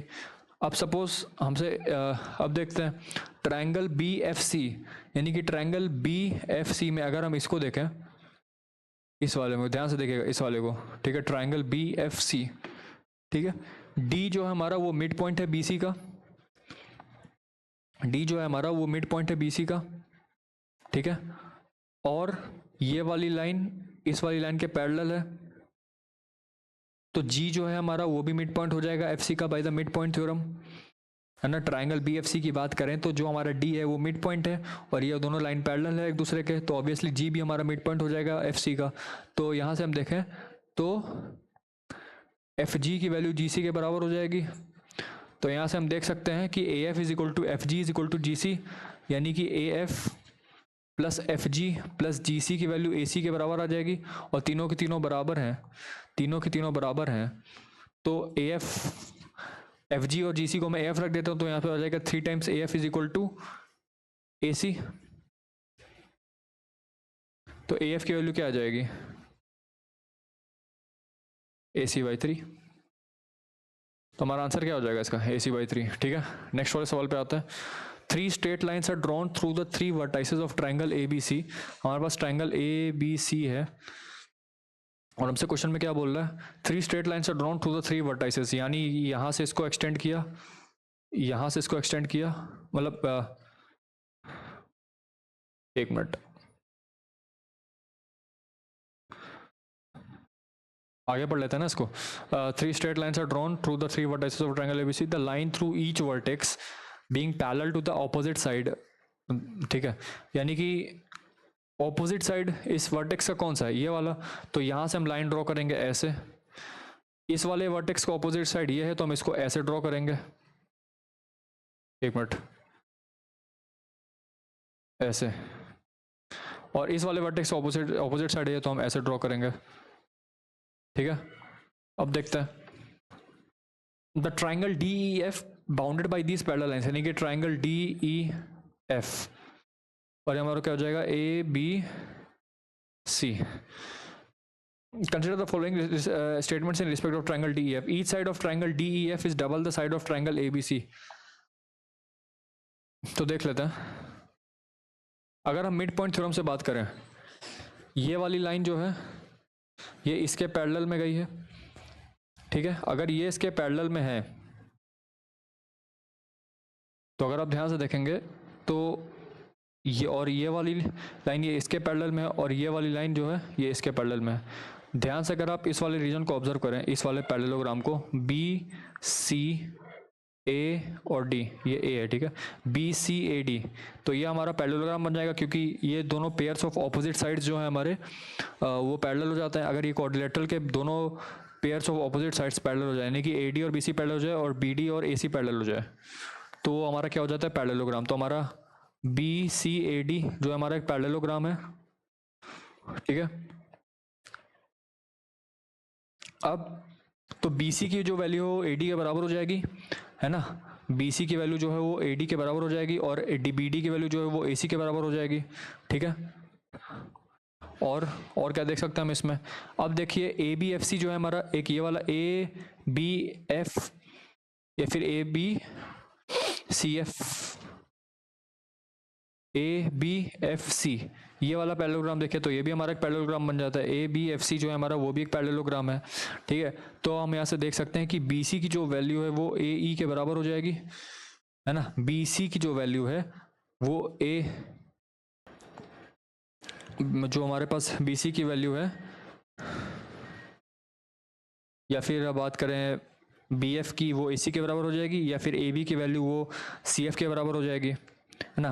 और ये भी हमारे पास एक पैरेललोग्राम बन गया, कौन सा, ए बी सी ई, ए बी सी ई, वो भी हमारे पास एक पैरेललोग्राम बन जाएगा, ठीक है। तो यहाँ से हम ये बोल सकते हैं कि जो हमारे पास ए बी की वैल्यू है, ए बी की वैल्यू वो हमारे पास ई सी के बराबर होगी, और जो हमारे पास ए ई है वो हमारी बी सी के बराबर होगी, ठीक है ना। तो या अगर मैं इसको फर्स्ट बोलता हूँ और इसको मैं सेकंड बोलता हूँ, सपोज मैंने दोनों को क्या किया, मैंने दोनों को ऐड कर दिया, तो B C 2 times B C is equal to A E plus A D, यानी कि 2 times B C is equal to A E plus A D, कितना हो जाएगा ई डी, तो बी सी की वैल्यू हो जाएगी ई डी बाई 2। कहने का मतलब है कि जो छोटा वाला ट्रायंगल है बी सी और जो बड़ा वाला ट्रायंगल है ई डी, वो जो उन दोनों की साइड है उन दोनों में हाफ का रिलेशन आ रहा है, यानी कि जो बी सी है हमारा वो ई डी की लेंथ का हाफ है। तो जो हमारा पहला साइड है कि E side of a triangle D E F is double the side, यानी कि ई डी की वैल्यू यहाँ से क्या हो जाएगी मेरे पास 2 टाइम्स बी सी, यानी कि हर एक साइड ऑफ बड़ा triangle which is E D E F and D F जो है हमारा वो डबल होगा उसके कोरस्पॉन्डिंग साइड्स के, मतलब उसके जो स्मॉलर ट्रायंगल होगा उसके कोरस्पॉन्डिंग साइड्स की लेंथ का डबल होगा जो हमारा बड़ा वाला ट्रायंगल है उसकी साइड। तो हमारा पहला स्टेटमेंट बिल्कुल सही। दूसरा हमसे कह रहा है area of triangle D E F is 4 times the area of triangle A B C, ठीक है। तो यहाँ पे हम देखते हैं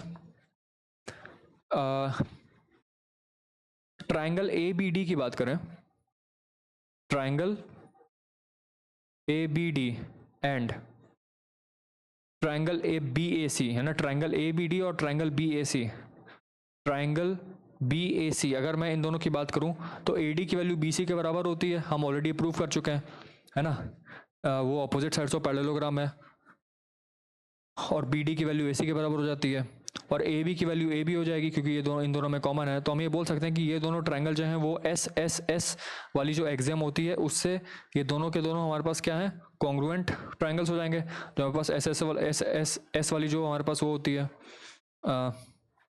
एग्जाम होती है उससे हम प्रूव कर सकते हैं कि ये दोनों के दोनों ट्रायंगल्स हमारे पास सिमिलर है, मतलब कॉन्ग्रुएंट है, ठीक है।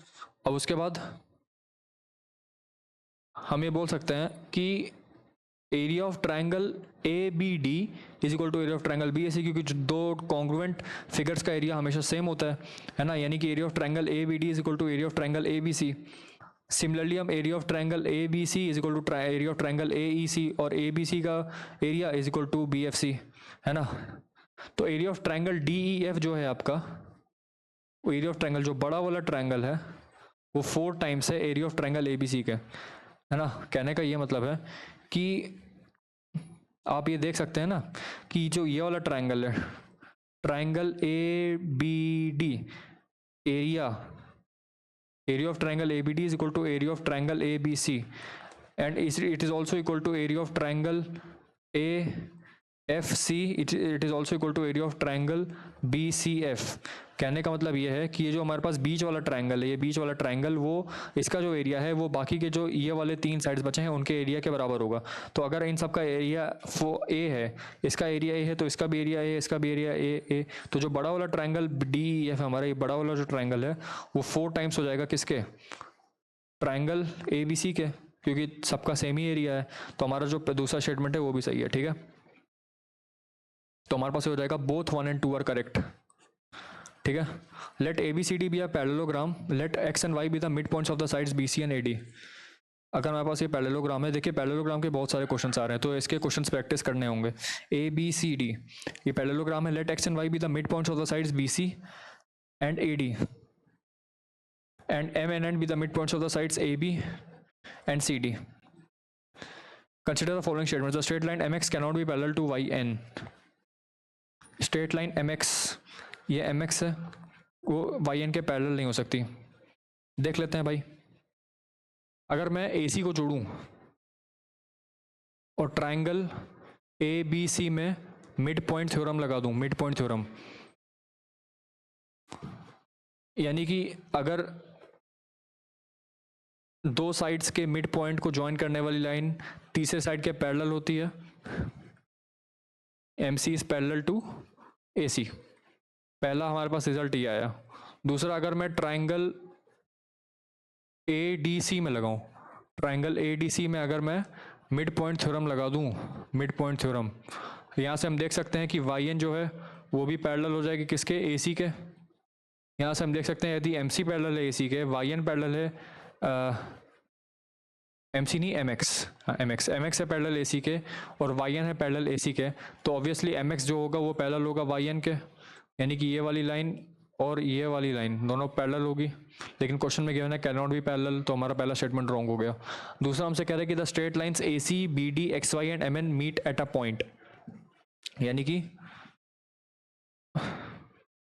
ये अगर पैरेललोग्राम है हमारा ए बी सी डी, हमसे कह रहा है कि the straight lines A C B D, ये है हमारा m, ये है हमारा n, ये है हमारा x और ये है हमारा y। Straight line X Y and M N, यानी कि एक्स वाई, ये हॉरिजॉन्टल लाइन और ये वर्टिकल लाइन।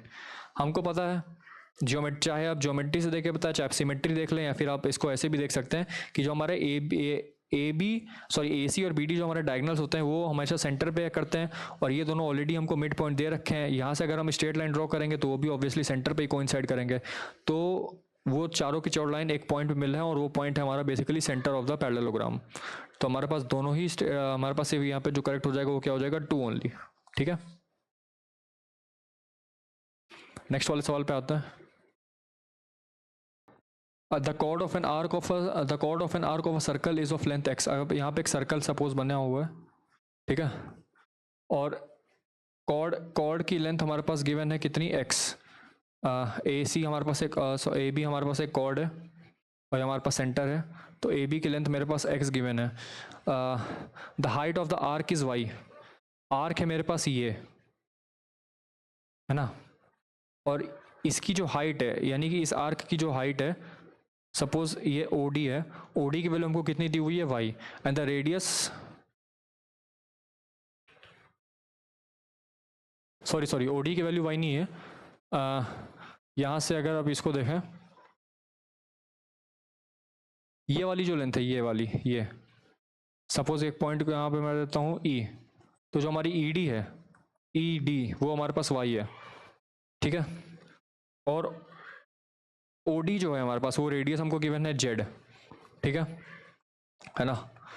अब ध्यान से देखिएगा, जो हाइट ऑफ द आर्क होती है ना, हाइट ऑफ द आर्क वो होती है सिर्फ ये वाला जो पॉइंट है, ये होती है हमारी हाइट ऑफ द आर्क, इतनी हाइट है इसकी बस, ठीक है, ये ED। अब हमसे बोल रहा है क्या, विच ऑफ द फॉलोइंग करेक्ट। तो कुछ नहीं करना है, आपको OA को ज्वाइन करना है और यहाँ पे परपेंडिकुलर वो पाइथागोरस फॉर्म लगा देना है, यानी कि OA का square is equal to OE का स्क्वायर प्लस EA का स्क्वायर, ठीक है।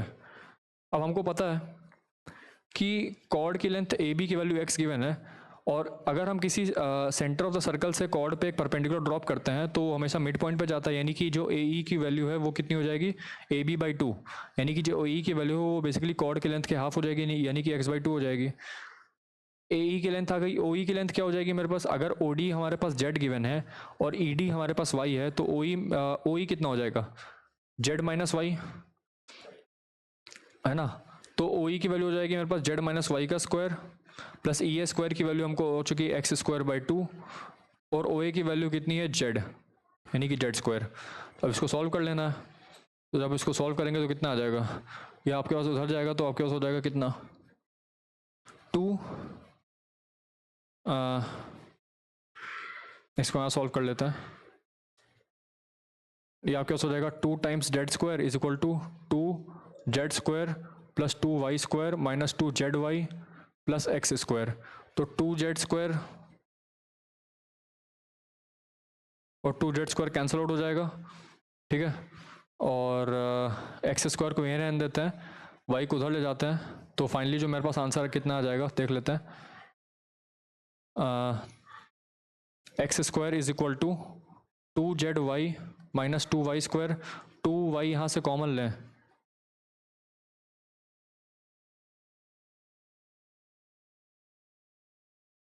सॉरी ये x²/4 होगा ना, सॉरी हाँ ये x²/4 हो जाएगा। तो आपके पास ये होगा 4, ये होगा 4, ये भी हो जाएगा 4 और ये भी हो जाएगा 4, नहीं ये बेसिकली हो जाएगा 8।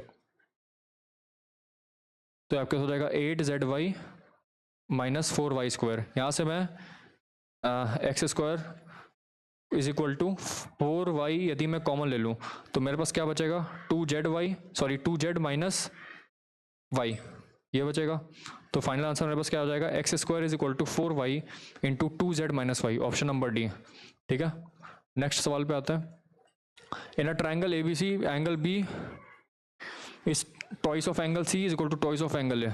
एंगल A को मैं सब्जेक्ट बनाता हूँ, तो angle A plus angle B मेरे को twice of angle A given है, तो twice of angle A plus twice of angle C is equal to twice of angle A, यानी कि एंगल C की वैल्यू एंगल A के बराबर है, तो angle A is equal to 180 degree. तो यहाँ से मैं देख सकता हूँ एंगल A की वैल्यू एंगल A की वैल्यू कितनी आ रही है 45 डिग्री, एंगल B उसका ट्वाइस है तो एंगल B 90 आ रहा है, एंगल B जो है मेरा 90 आ रहा है, और एंगल C भी मेरा 45 आ रहा है, यानी कि बेसिकली आइसोसेलिस ट्राइंगल बन चुका है मेरे पास। इसको मैं मिटा देता हूँ, हाँ मेरे पास एक आइसोसेलिस राइट एंगल ट्राइंगल बन गया है बेसिकली, जिसमें एंगल A की वैल्यू 45 डिग्री है, एंगल B की वैल्यू 90 है, ये हमारे पास 45 गिवन है और ये भी हमारे पास 45 है, ठीक है। और what is the ratio of AC to AB, यानी कि AC टू AB का रेशियो पूछ रहा है। तो यहाँ से अगर मैं cos 45 लगाऊँ, cos C कितना हो जाएगा मेरे पास, या फिर sin C लगा दूँ, sin C is equal to AB sin C लगा रहा हूँ ना, तो sin C is equal to AB upon AC हो जाएगा, लेकिन हमसे AC अपॉन AB पूछ रहा है, तो √2 हो जाएगा बेसिकली, है ना। मतलब कहने का मतलब है कि sin C यानी कि sin 45 is equal to AB upon AC, तो AB upon AC is equal to कितना हो जाएगा sin 45 यानी कि 1/√2, लेकिन हमसे AC अपॉन AB पूछ रहा है तो उसका रेसिप्रोकल ले लेंगे, तो √2 अपॉन 1 हो जाएगा, ठीक है। नेक्स्ट वाले सवाल पे आता है, what is the maximum distance between 2 points of a cube of side 2 centimetre. अगर आप ध्यान से देखें, अगर आप अपने रूम में ऑब्जर्व करें तो एक कॉर्नर से लेकर दूसरे कॉर्नर तक की डिस्टेंस हमारे पास अगर फेस में देखें तो √2a होती है। लॉन्गेस्ट डिस्टेंस हमेशा उसका फेस, उसका जो होता है बॉडी डायगोनल होता है, क्यूब का जो होता है बॉडी डायगोनल की लेंथ होती है √3 टाइम्स इंटू साइड, तो √3 × 2 यानी कि 2√3 सेंटीमीटर जो होती है वो हमारी मैक्सिमम डिस्टेंस होती है किसी भी क्यूब में। इस पॉइंट को हमेशा याद रखिएगा कि क्यूब में मैक्सिमम डिस्टेंस हमेशा उसके बॉडी डायगोनल की लेंथ होती है, और बॉडी डायगोनल की लेंथ होती है √3 times multiplied by the side, यानी कि √3 × 2, तो 2√3 जो है इसका आंसर हो जाएगा। ठीक है। The areas of 3 adjacent faces of a cuboidal box are x, 4x and 9x square units. What is the volume of the box? Areas of 3 adjacent faces, यानी कि L into B हमारे पास given है, L into B की value x है, B into H की value मेरे पास 4x है, और H into L की वैल्यू है मेरे पास 9x। अगर मैं सबको मल्टीप्लाई कर दूं तो मेरे पास आ जाएगा LBH का whole square is equal to 36x cube. मुझे चाहिए वॉल्यूम, वॉल्यूम का फॉर्मूला होता है LBH, तो मुझे बस स्क्वायर रूट ले लेना है यहाँ पे और मेरे पास आंसर आ जाएगा। तो इसका आंसर क्या हो जाएगा, 6 टाइम्स x⁻3/2, ये मेरे पास आ जाएगा इसका क्या, वॉल्यूम। तो ठीक है, तो इसका आंसर क्या हो जाएगा, सेकंड ऑप्शन। नेक्स्ट वाले सवाल पे आता है।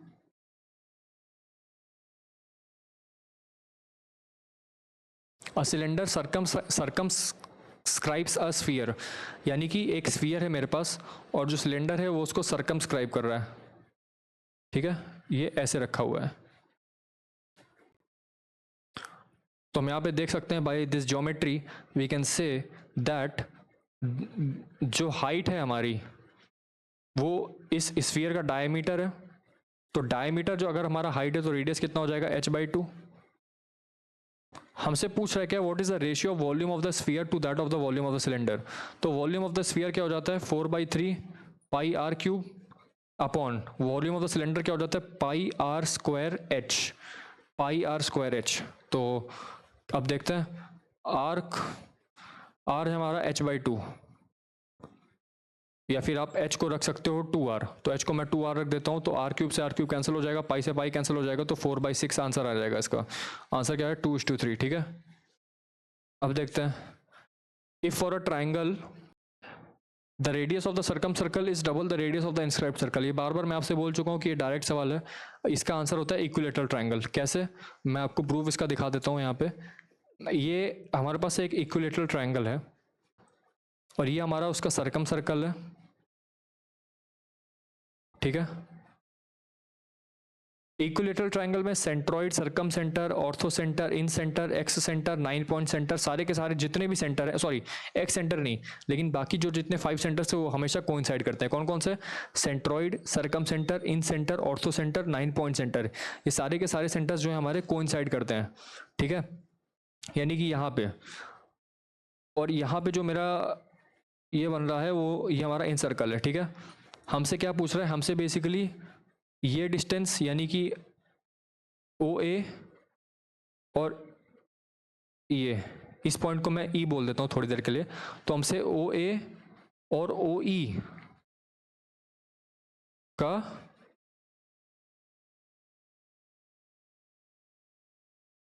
मतलब अगर हमसे बोला है कि the radius of the circumcircle is double, यानी कि OA is equal to twice of OE, ये हमसे बोला है। ठीक है, और हमको पता है कि ये हमारा जो पॉइंट है वो सेंट्रॉइड भी होता है और सेंट्रॉइड जो है वो हमेशा 2:1 के रेशियो में डिवाइड करता है ना। यानी कि OA/OE अगर सेंट्रॉइड की नज़र से देखें तो वो क्या हो जाता है, 2/1 हो जाता है, 2:1 के रेशियो में तो डिवाइड करता है ना। अगर मैं इसको यहाँ से ज्वाइन करूँ ऐसे, तो जो हमारा सेंट्रॉइड होता है वो 2, ये वाली डिस्टेंस होती है 2 और ये डिस्टेंस होती है 1, तो OA/OE की वैल्यू कितनी होती है, 2:1। तो OA की वैल्यू यहाँ से कितनी आ जाएगी, 2 टाइम्स OE। ठीक है, तो हमारा आंसर क्या हो जाएगा, इक्विलेटर। और इसी पॉसिबल किस में होता है, इक्विलेटरल ट्रायंगल में। ठीक है, नेक्स्ट वाले सवाल पे आता है, a toy is in the form of a cone mounted on a hemisphere. एक हेमिस्फीयर है मेरे पास ऐसे और इस पे कोन माउंटेड है ऐसे। ठीक है,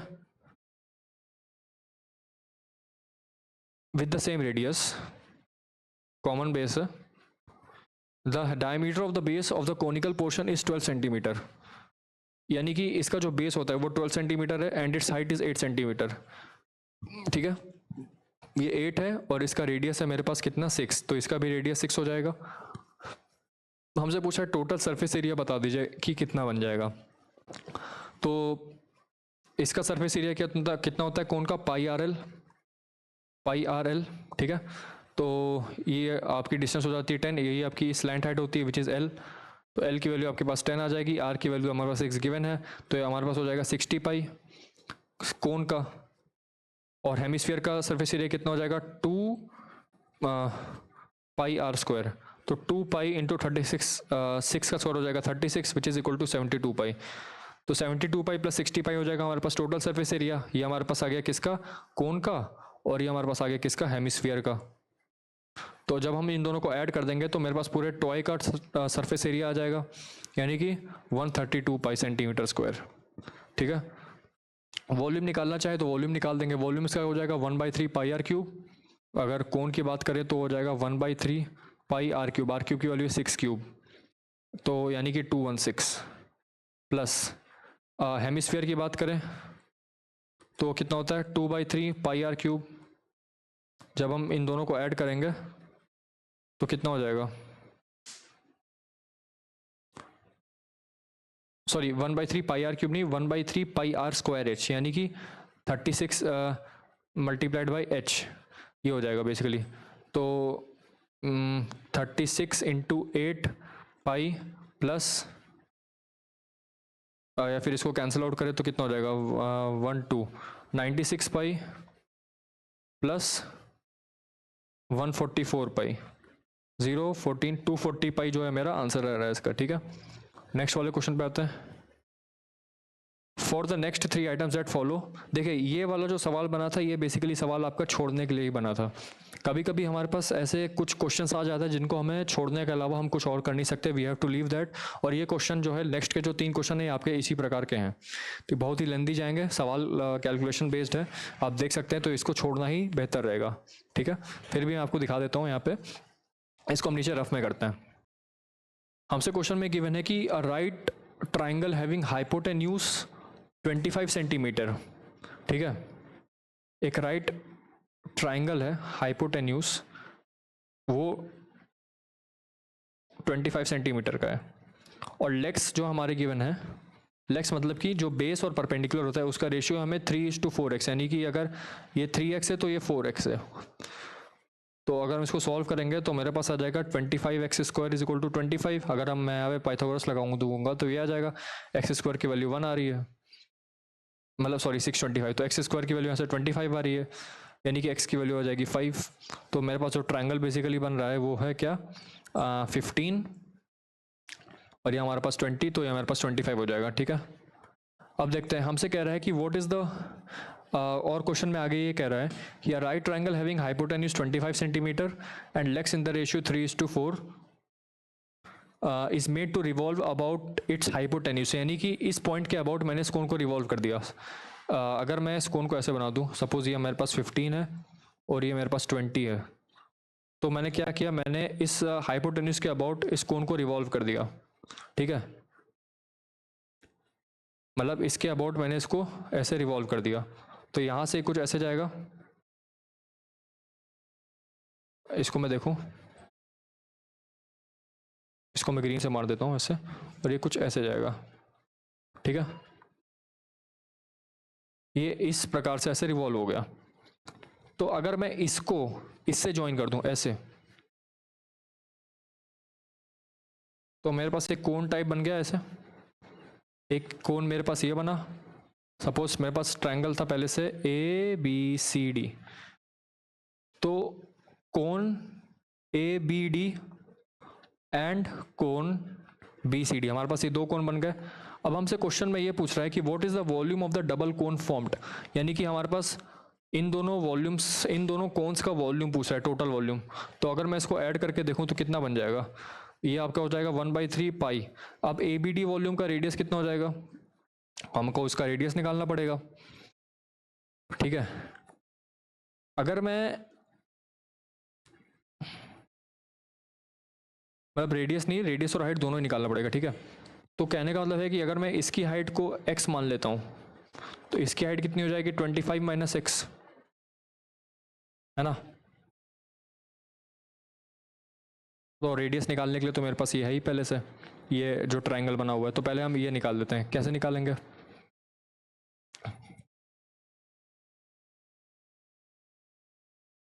दिस का स्क्वायर प्लस दिस का square is equal to 15 square, या तो ऐसे करें,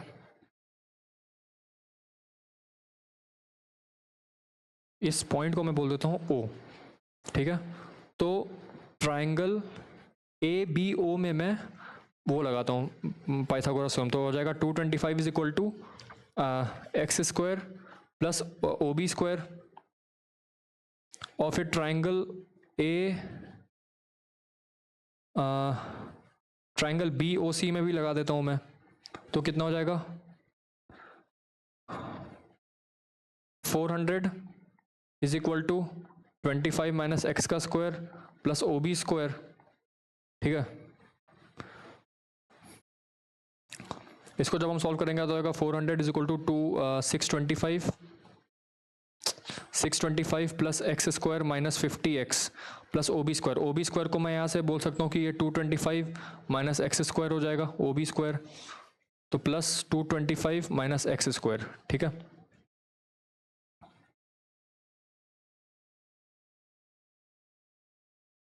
तो इसको जब हम सॉल्व करेंगे तो आएगा मेरे पास एक्स स्क्वायर यहाँ से कैंसिल आउट हो जाएगा, तो 50x equal to 05825, 50x equal to 825 minus 400, तो यहाँ से आपके पास आ जाएगा कि 50x की वैल्यू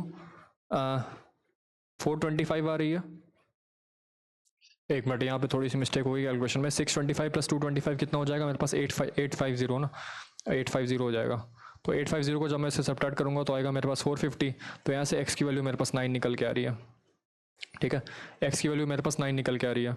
कहने का मतलब ये है कि अगर मैं फिर से दोबारा इसको बनाऊँ तो जो मेरे पास आएगा, इसको मैं येलो से बना देता हूँ, ये मेरे पास 15 था, और ये मेरे पास 20 था, ये मेरे पास हाइपोटेन्यूज था, इसके अराउंड मैंने इसको रिवॉल्व किया,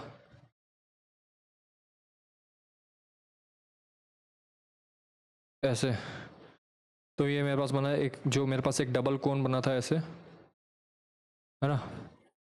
तो इसकी हाइट, जो इस वाले कोन की हाइट है वो 25 माइनस 9 यानी कि 16 है, और इसकी हाइट मेरे पास कितनी हो जाएगी 9, ठीक है। और ओ बी का स्क्वायर कितना आ जाएगा मेरे पास 225 माइनस 45, एक मिनट, एक्स की वैल्यू 9 हो जाएगी तो 9 स्क्वायर 81, तो 225 माइनस 81 तो हो जाएगा 144, तो ओ बी की वैल्यू हो जाएगी अंडर रूट 144 यानी कि 12। कहने का मतलब है कि जो कॉमन रेडियस हो जाएगा इन दोनों का, ये वाली डिस्टेंस हो जाएगी 12, और ये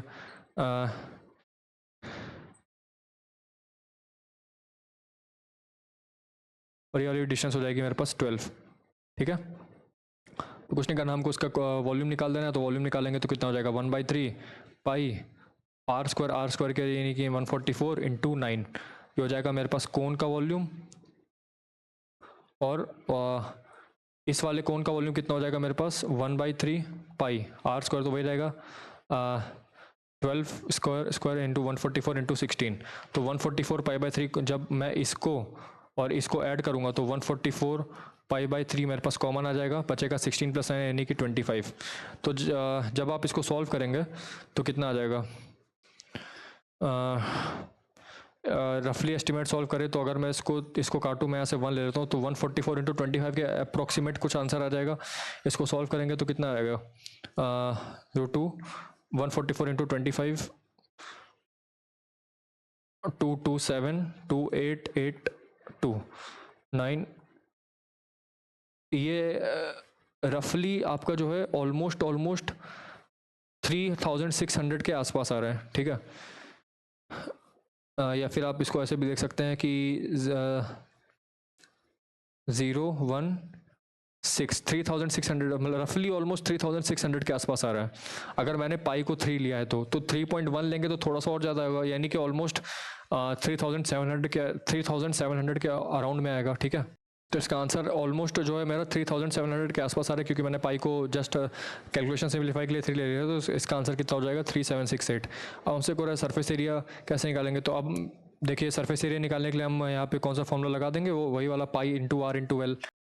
अब इस वाले कोन की जो स्लैंट हाइट है वो कितनी है 15, और इस वाले कोन की स्लैंट हाइट कितनी है 20, तो पाई इंटू आर हो जाएगा 12 इंटू एल हो जाएगा 15 प्लस पाई इंटू 20 इंटू 16, या सॉरी 12, तो पाई 12 कॉमन हो जाएगा, पाई इंटू 12 तो 15 प्लस 20 हो जाएगा मेरे पास 35, तो 35 और 25 को मैं लिख सकता हूँ 22/7, यहाँ से कैंसिल आउट हो गया 5 हो जाएगा।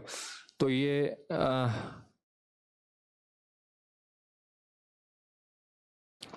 वैसे हमसे क्वेश्चन में हमको गिवन है कि हमको पाई को जो है वो 3.14 लेना है, तो यहाँ पे हम 3.14 लेके सॉल्व करेंगे। तो अगर मैं 22/7 लेके भी सॉल्व कर लेता हूँ तो इसका आंसर अब इक्वल टू एकदम एग्जैक्टली जो इसका आंसर आएगा कितना आ जाएगा 60 मल्टीप्लाइड बाई 22, 1320 जो है इसका एकदम एग्जैक्ट आंसर आएगा अगर मैं पाई को 22/7 लूँ। लेकिन पाई को 3.14 लूँगा तो 1320 के आसपास जो भी आंसर होगा वो इसका करेक्ट आंसर आ जाएगा, ठीक है। तो 1320 के आसपास मेरे पास कौन सा आंसर लग रहा है, तो मुझे सिर्फ ऑप्शन नंबर सी लग रहा है, सॉरी ऑप्शन नंबर डी लग रहा है, विच इज़ 1318.8। तो ये हमारा जो है 1320 के आसपास वाला आंसर है, तो हमारा ऑप्शन नंबर डी करेक्ट हो जाएगा, ठीक है। अब आते हैं नेक्स्ट वाले सवाल पे। The volume of the cone generated when the triangle is made to revolve about its longer leg is same as that of the volume of the cone generated when the triangle is made to revolve about its shorter leg। तो देखिए इस वाले को कैसे handle करेंगे। हमारा जो question में पहला स्टेटमेंट है वो हमसे कह रहा है कि the volume of the cone generated, पहली बात तो हम अपना कोन बना लेते हैं। कोन मेरे पास क्या था, ये था मेरे पास 15 था, और ये मेरे पास 20 था, और ये हमको गिवन था कितना 25। ये मेरा कोन है, ठीक है। और हमसे बोल रहा है कि the volume of the cone generated when the triangle is made to revolve about its longer leg. Longer leg कौन सा, ये वाला, यानी कि मैं इसको अब इसके अबाउट रिवॉल्व करूंगा तो इसका कुछ शेप ऐसा आ जाएगा, ये मेरे पास 15 हो जाएगा ऐसे, है ना, और ये मेरे पास ऐसे हो जाएगा अगर मैं इसके अबाउट रिवॉल्व करूंगा। ये मेरा 25 था, ये भी 25 हो जाएगा। अब मेरे पास ये कोन बन गया और हमसे बोलना है आगे is made to revolve about its longer leg is same as the volume of the cone generated when the triangle is made to revolve about its shorter leg। यानी कि अगर मैं इस वाले लेग के अबाउट रिवॉल्व करता हूँ इसको, तो मेरे पास एरिया कैसा बनेगा, यानी कि अगर ये ट्राइंगल अगर ऐसे है और अगर इस बार मैं शॉर्टर लेग के अबाउट रिवॉल्व करता हूँ तो मेरे को ट्राइंगल कैसा मिलेगा, ट्राइंगल कैसा मिलेगा मुझे, ऐसा कुछ मिलेगा, कुछ ऐसा ट्राइंगल मिलेगा। यानी कि ये भी 20 है, ये भी 20 है, ये 25 हो जाएगा, ये 25 और ये 15 हो जाएगा। हमसे कह रहा है क्वेश्चन में कि इन दोनों का वॉल्यूम बराबर है कि नहीं, ये चेक करो।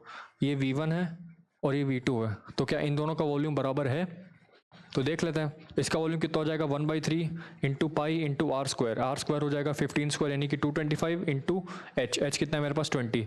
इसका कितना हो जाएगा 1/3 into pi into r square कितना है मेरे पास 400 इंटू एच हो जाएगा 15।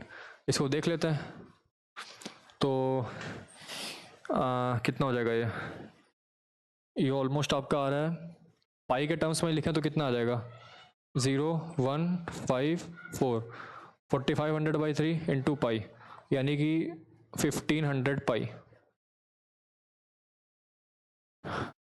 और ये कितना आ रहा है मेरे पास 2000 पाई।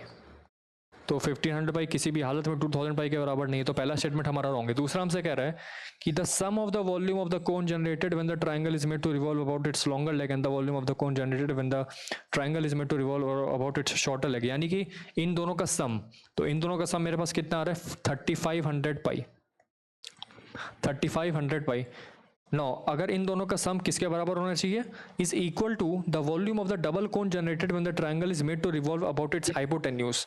तो अभी अभी हमने देखा कि जब हमने ट्राइंगल को हाइपोटेन्यूज के अबाउट रिवॉल्व किया था तो उस वाले केस में वॉल्यूम हमारा कितना आया था 3768 सेंटीमीटर क्यूब, ये आया था। तो हमसे क्वेश्चन में ये बोलना चाह रहे हैं कि इन दोनों कोन्स का वॉल्यूम का सम, यानी कि इन दोनों का सम जो कि ये आ रहा है, तो क्या ये इसके बराबर है, तो ये किसी भी हद में किसी भी हालत में ये इसके बराबर नहीं है। तो हमारा दूसरा स्टेटमेंट भी यहाँ पे रॉन्ग होता हुआ, ठीक है। तो हमारे पास ये दोनों स्टेटमेंट जो लिखे हुए हैं, पहला स्टेटमेंट भी गलत है, दूसरा स्टेटमेंट भी गलत है, ठीक है। तो हमारा इसका आंसर क्या हो जाएगा, नाइदर 1 नॉर 2, ठीक है। नेक्स्ट क्वेश्चन पे आता है। A piece of land is in the form of a parallelogram। Parallelogram में हमारे पास एक फील्ड है, एक फील्ड हमको गिवन है पैरेललोग्राम शेप में ABCD। The perimeter of the land is 86 metre, the length of one side exceeds the other by 13 metre. यानी कि अगर ये x है तो ये x + 13 होगा, ये भी x + 13 होगा और ये x होगा। हमसे बोला है कि इसका पेरीमीटर हमको गिवन है 86, तो अगर हम इन सबको ऐड करें तो मेरे पास आ जाएगा 2 times x plus 13 plus 2x equal to 86। तो यहाँ से मेरे पास आ जाएगा 4x is equal to 86 minus 26, 4x equal to 60, तो x इक्वल टू 15। यानी कि जो ये साइड है मेरी वो है 15 और ये साइड मेरी 28। पैरेललोग्राम की साइड्स आ गई। The length of and one of the diagonals is 41। Suppose मैंने इसको माना कि ये 41 है। अगर ये 41 है, हमसे कह रहे हैं कि what is the area of the parallelogram. Area of the parallelogram क्या हो रहा है? Area of triangle ADC plus area of triangle ABC, ये हो जाएगा एरिया ऑफ द पैरेललोग्राम। अब हमको पता है कि ये साइड हमको गिवन है 15, ये साइड गिवन है 28 और ये साइड है 41। तो जब भी हमारे पास ट्राइंगल की 3 साइड्स गिवन हो, तीनों अनइक्वल है, तो हम यहाँ पे स्केलिन ट्राइंगल का जो स्केलिन ट्राइंगल होता है उसका जो एरिया निकालने का फॉर्मूला होता है हेरोन्स फॉर्मूला, उससे हम निकाल सकते हैं। और पहली बात कि इसका एरिया और इसका एरिया दोनों बराबर ही होता है, तो यानी कि हम बस एक ट्राइंगल के लिए एरिया निकालेंगे और उसका डबल कर देंगे तो मेरे पास एरिया ऑफ द पैरेललोग्राम आ जाएगा। तो under root S into S minus A into S minus B into S minus C, इसका डबल हमको एरिया निकालना है, वही हमारा एरिया हो जाएगा। ठीक है, तो S की वैल्यू कितनी हो जाएगी मेरे पास? 41 plus 15 plus 28, 41 plus 15 plus 28 by 2। तो सॉरी एक मिनट, हाँ 15 प्लस, हाँ ठीक है, 41 प्लस 15 कितना हो जाएगा? 66, 66 प्लस 28 88 बाई 2, 88 बाई 2 कितना हो जाएगा? 44। तो साइड की वैल्यू हमारे पास 44 आ जाएगी। तो अब यहाँ पे लिख देते हैं 2 अंडर रूट S मतलब हो जाएगा 44 इंटू 44 माइनस 41 हो जाएगा 3, 44 माइनस 15 हो जाएगा कितना?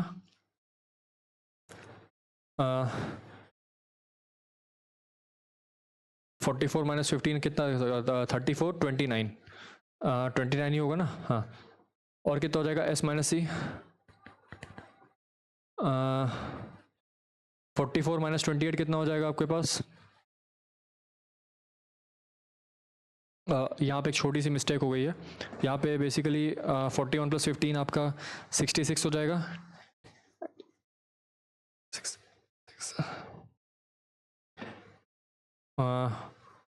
56 एंड दिस विल बी 86, तो ये बेसिकली आपका 84 हो जाएगा, ना कि 88। यहाँ पे गलती से 88 लिखा गया।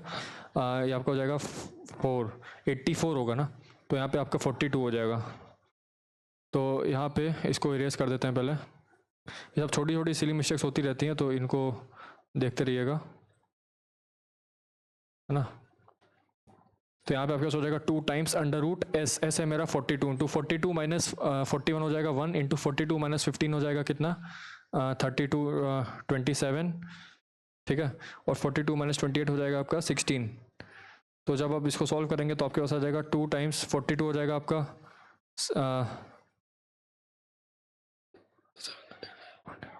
इंटू 6, 7 इंटू 6 इंटू 16 आपको हो जाएगा 4 इंटू 4 और 27 क्या हो जाएगा? इंटू 3 इंटू 9,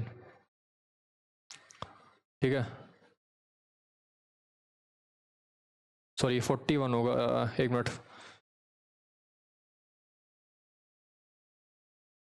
ये 42 होगा, सॉरी ये 14 होगा ना कि 16। तो ये आपको हो जाएगा 2 इंटू 7, ठीक है। तो बस 7 का एक पेयर बाहर लेंगे, 6 का एक पेयर बाहर लेंगे और 9 का तो पता ही 3, तो 3 इंटू 6 इंटू 7 इंटू 2, तो 42 इंटू 6 हो जाएगा हमारा एरिया 252, ठीक है। ये देख लीजिएगा, लगाना आसान है, बस आपको ये करना है। What is the shorter height of the parallelogram. तो shorter height of the parallelogram की बात करें तो जहाँ पे लॉन्गर बेस होगा वहीं पे शॉर्टर हाइट होगी, तो ये लॉन्गर बेस है तो ये हमारा शॉर्टर हाइट हो जाएगा। लॉन्गर बेस की वैल्यू 28 है और ये वैल्यू हमको निकालनी है, तो 28 इंटू H की वैल्यू यहाँ से हो जाएगी आपके पास 252। H की वैल्यू कितनी हो जाएगी? 4 36 9, तो H की वैल्यू हो जाएगी 9, ठीक है। तो मेरे पास जो शॉर्टर हाइट आ जाएगी वो 9 आ जाएगी। दूसरा हमसे कह रहे हैं the difference between the diagonals of the parallelogram is more than 20 metre. इसको हम बाद में करते हैं, पहले इसको देखते हैं। Difference between the heights of the parallelogram is more than 10 metre. अभी हमने देखा कि शॉर्टर हाइट जो हमारी 9 आ गई है। अगर लॉन्गर बेस है तो शॉर्टर हाइट आएगी, और अगर शॉर्टर बेस है तो लॉन्गर हाइट आएगी। तो लॉन्गर हाइट की वैल्यू क्या हो जाएगी? Area bye shorter base. Shorter base की वैल्यू कितनी थी? 15, और एरिया हमारे पास 252 था। यहाँ से इसको कैंसिल आउट करेंगे तो 15 कितना आ जाएगा, 15 1 15, 102, 15 6 90, 12 120, 15 8 16.8 के आसपास कुछ अराउंड आ रहा है। तो 16.8 माइनस 9 करेंगे तो वो हमेशा लेस देन 10 आएगा, ठीक है। 16.8 माइनस 9 करेंगे यानी कि जब लॉन्गर हाइट का और शॉर्टर हाइट का दोनों का डिफरेंस लेंगे तो वो लेस देन 10 ही आने वाला है, ठीक है। तो हमारा दूसरा स्टेटमेंट रॉन्ग है। पहला हमसे कह रहा है कि the difference between the diagonals of the parallelogram is more than 20 metre. अब एक डायगनल की लेंथ तो मेरे पास आ गई 41, दूसरे डायगनल की लेंथ कैसे निकालेंगे? तो यानी कि हमको बेसिकली इस वाले डायगनल की लेंथ निकालनी है। तो कैसे निकाल सकते हैं? अब इस वाले क्वेश्चन को सॉल्व करने के लिए थोड़ा सा यहाँ पे आपको वेक्टर का रूल अगर आपको पता हो तो यहाँ पे हम वो लगाते हैं। जो दूसरा डायगोनल का जो होता है ना, उसका जो बेसिकली हमको पता है कि डायगोनल इसको बाइसेक्ट करेगा, तो ये वाली वैल्यू आपकी अगर सपोज AC की लेंथ 2x है तो ये हमारा x और x हो जाता है ना, क्योंकि डायगोनल्स एक दूसरे को बाइसेक्ट करते हैं। तो यहाँ पे आपको जो अलजेब्रा की प्रॉपर्टीज़ होती है, मैंने इससे पूरा कैलकुलेट किया था तो देखा था कि जो x की वैल्यू आई थी वो ऑलमोस्ट आपका कुछ जो है वो ऐसा वैल्यू आ रहा था जो कि उन दोनों का डिफरेंस लेने पे 20 मीटर से ज़्यादा है। ये वाला क्वेश्चन आपको अटेम्प्ट नहीं करना है क्लास एग्ज़ाम में, क्योंकि ये वाले क्वेश्चन जो हैं ये कैलकुलेटिव बहुत हैं। ऊपर के दो क्वेश्चन हो गए, लेकिन यहाँ पे आपको थोड़ा देखना पड़ेगा। जो हमसे बोला है कि दूसरे डायगोनल की लेंथ निकालने के लिए हमको पता, वो आप निकाल सकते हैं, लेकिन यहाँ पे आपको वेक्टर एनालिसिस का मेथड लगाना पड़ेगा जो कि बहुत कॉम्प्लेक्स है।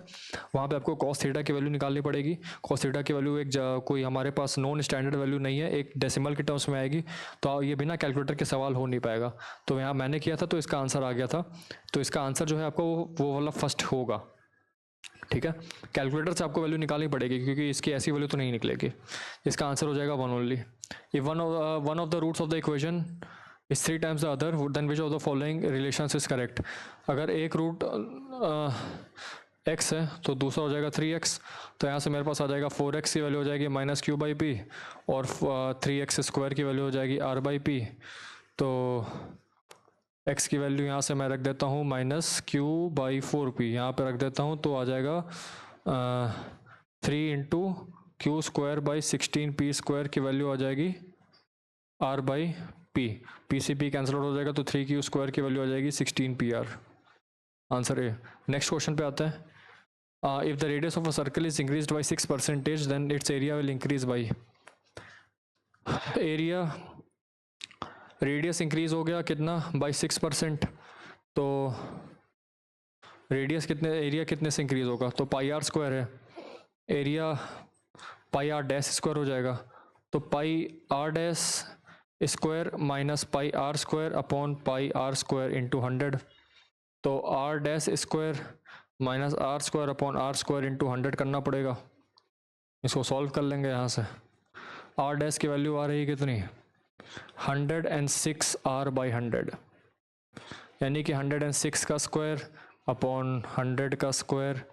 r स्क्वायर से r² कैंसिल हो जाएगा, -1 अपॉन 1 इंटू 100। तो 106 का स्क्वायर माइनस 100 का स्क्वायर अपॉन 100 का स्क्वायर इंटू 100। 100 से 100 कैंसिल आउट हो जाएगा। 106 + 100 हो जाएगा 206। 106 - 100 हो जाएगा 6 अपॉन 100। 6 × 6 31236/100। ये आपका हो जाएगा 12.36% इंक्रीज हो गया हमारा। ये फॉर्मूला लगाना है, आगे बढ़ना है। The class which has maximum frequency is known as modal class. Next question.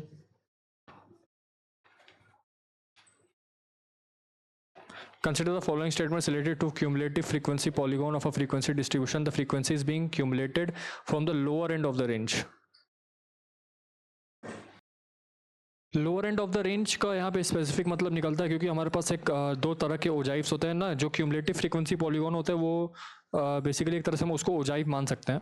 तो lower end of the range से बेसिकली हम जो फ्रीक्वेंसी डिस्ट्रीब्यूशन होता है हमारे पास, फ्रीक्वेंसी डिस्ट्रीब्यूशन टेबल, उसके लोअर एंड से हम करते हैं। तो लोअर एंड वाला थोड़ा दूसरा होता है, दूसरे टाइप का होता है as compare to the one which is from normal, जो कि हम ऊपर से करते हैं।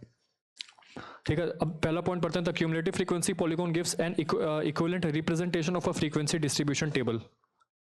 देखिए, जब भी हमारे पास कोई ग्राफ गिवन होता है, कोई भी पॉलीगॉन या कोई भी ग्राफ गिवन होता है, अगर हम उससे फ्रीक्वेंसी डिस्ट्रीब्यूशन निकालते हैं तो हम निकाल सकते हैं किसी भी ग्राफ से। ठीक है, कहने का मतलब ये है कि अगर हमारे पास क्यूमुलेटिव फ्रीक्वेंसी गिवन है, क्यूमुलेटिव फ्रीक्वेंसी यदि हमारे पास गिवन है और अगर हमें उससे फ्रीक्वेंसी निकालनी तो ऑब्वियसली हम निकाल सकते हैं, और अगर हमारे पास एक बार फ्रीक्वेंसी आ जाएगी तो हम उससे फ्रीक्वेंसी डिस्ट्रीब्यूशन टेबल बना सकते हैं जो कि हमसे हमारे पास गिवन है, मतलब हमारे पास फ्रीक्वेंसी डिस्ट्रीब्यूशन टेबल का रिप्रेजेंटेशन आ जाएगा। मतलब क्यूमुलेटिव फ्रीक्वेंसी है हमारे पास, हम उससे फ्रीक्वेंसी निकालेंगे नॉर्मल फ्रीक्वेंसी, और एक बार फ्रीक्वेंसी आ गई तो हम उससे फ्रीक्वेंसी डिस्ट्रीब्यूशन टेबल बना सकते हैं।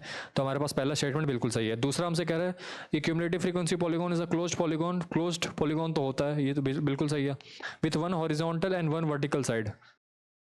अब देखिए इसका मतलब ये होता है कि जो क्यूमुलेटिव फ्रीक्वेंसी पॉलीगॉन है वो क्लोज्ड तो होगा, है ना, with one horizontal and one vertical side. इसका मतलब क्या होता है, and the other sides having non negative slopes. Non negative का मतलब होता है या तो पॉजिटिव स्लोप्स, है ना, पॉजिटिव स्लोप्स। इसका मतलब ये होता है कि जो हमारी फ्रीक्वेंसी होती है, जब भी हम क्यूमुलेटिव फ्रीक्वेंसी नीचे से लेना चालू करते हैं तो हमेशा जीरो से चालू करते हैं, फिर वो फ्रीक्वेंसी बढ़ती जाती है, फ्रीक्वेंसी बढ़ती जाती है। तो हम जो पॉलीगॉन बनाते हैं, for example this class interval to this class interval हमारे पास जीरो था, फिर जीरो से हमने स्टार्ट किया, फिर हमारे पास कुछ ऐसे गया, फिर ऐसे गया, फिर ऐसे गया, ऐसे गया। तो हमारे पास जो ऐसे कर्व बनते चले जाते हैं, हाईएस्ट पॉइंट पे जो हमारे पास लास्ट वाली जो क्लास इंटरवल होती है उसकी जो अपर फ्रीक्वेंसी होती है वो यहाँ पे जाके एंड हो जाता है, और यहाँ पे जाके ये बेसिकली क्लोज होता है ना, यहाँ पे ये जीरो होता है। तो ये हमारे पास एक हॉरिजॉन्टल साइड भी हो जाती है हमारे पास। और अगर वर्टिकल साइड की बात करें तो वर्टिकल साइड मतलब होता है कि कहीं कहीं पे जो है हमारी क्लास इंटरवल जो फ्रीक्वेंसी चेंज नहीं होती जहाँ पे, है ना, फ्रीक्वेंसी जहाँ पे चेंज नहीं होती वहाँ पे कांस्टेंट हो जाती है। तो वहाँ पे बेसिकली एक स्ट्रेट लाइन आती है, एक वर्टिकल लाइन आती है, ठीक है। क्यूमुलेटिव फ्रीक्वेंसी या तो इंक्रीज करेगी या तो कांस्टेंट रहेगी। अगर हम राइट की तरफ मूव कर रहे हैं तो कांस्टेंट रहेगी, नहीं तो इंक्रीज करेगी। नॉन नेगेटिव का जो यहाँ पे जो सेंस बन रहा है कि देखिए पॉजिटिव और vertical with one horizontal and one vertical side, मतलब कि एक हॉरिजॉन्टल होता है एक वर्टिकल होता है। और नॉन नेगेटिव स्लोप का मतलब कि हमेशा पॉजिटिव स्लोप्स रहेंगे इन सब के, ना, क्योंकि क्यूमुलेटिव फ्रीक्वेंसी हमारी इंक्रीज कर रही है, डिक्रीज तो कर नहीं रही है। तो डिक्रीज करने का मतलब कि वो ऐसे ऐसे होता तो हमेशा एक नेगेटिव स्लोप बनाता, लेकिन हमारे पास एक हमेशा से पॉजिटिव है और वो सिर्फ इंक्रीज कर रही है। तो बाकी की जितनी साइड्स होंगी वो या वो हमेशा पॉजिटिव ही होंगी, उनका जो स्लोप होगा हमेशा पॉजिटिव होगा। तो हमारा इसका आंसर हो जाएगा बोथ 1 and 2, ठीक है।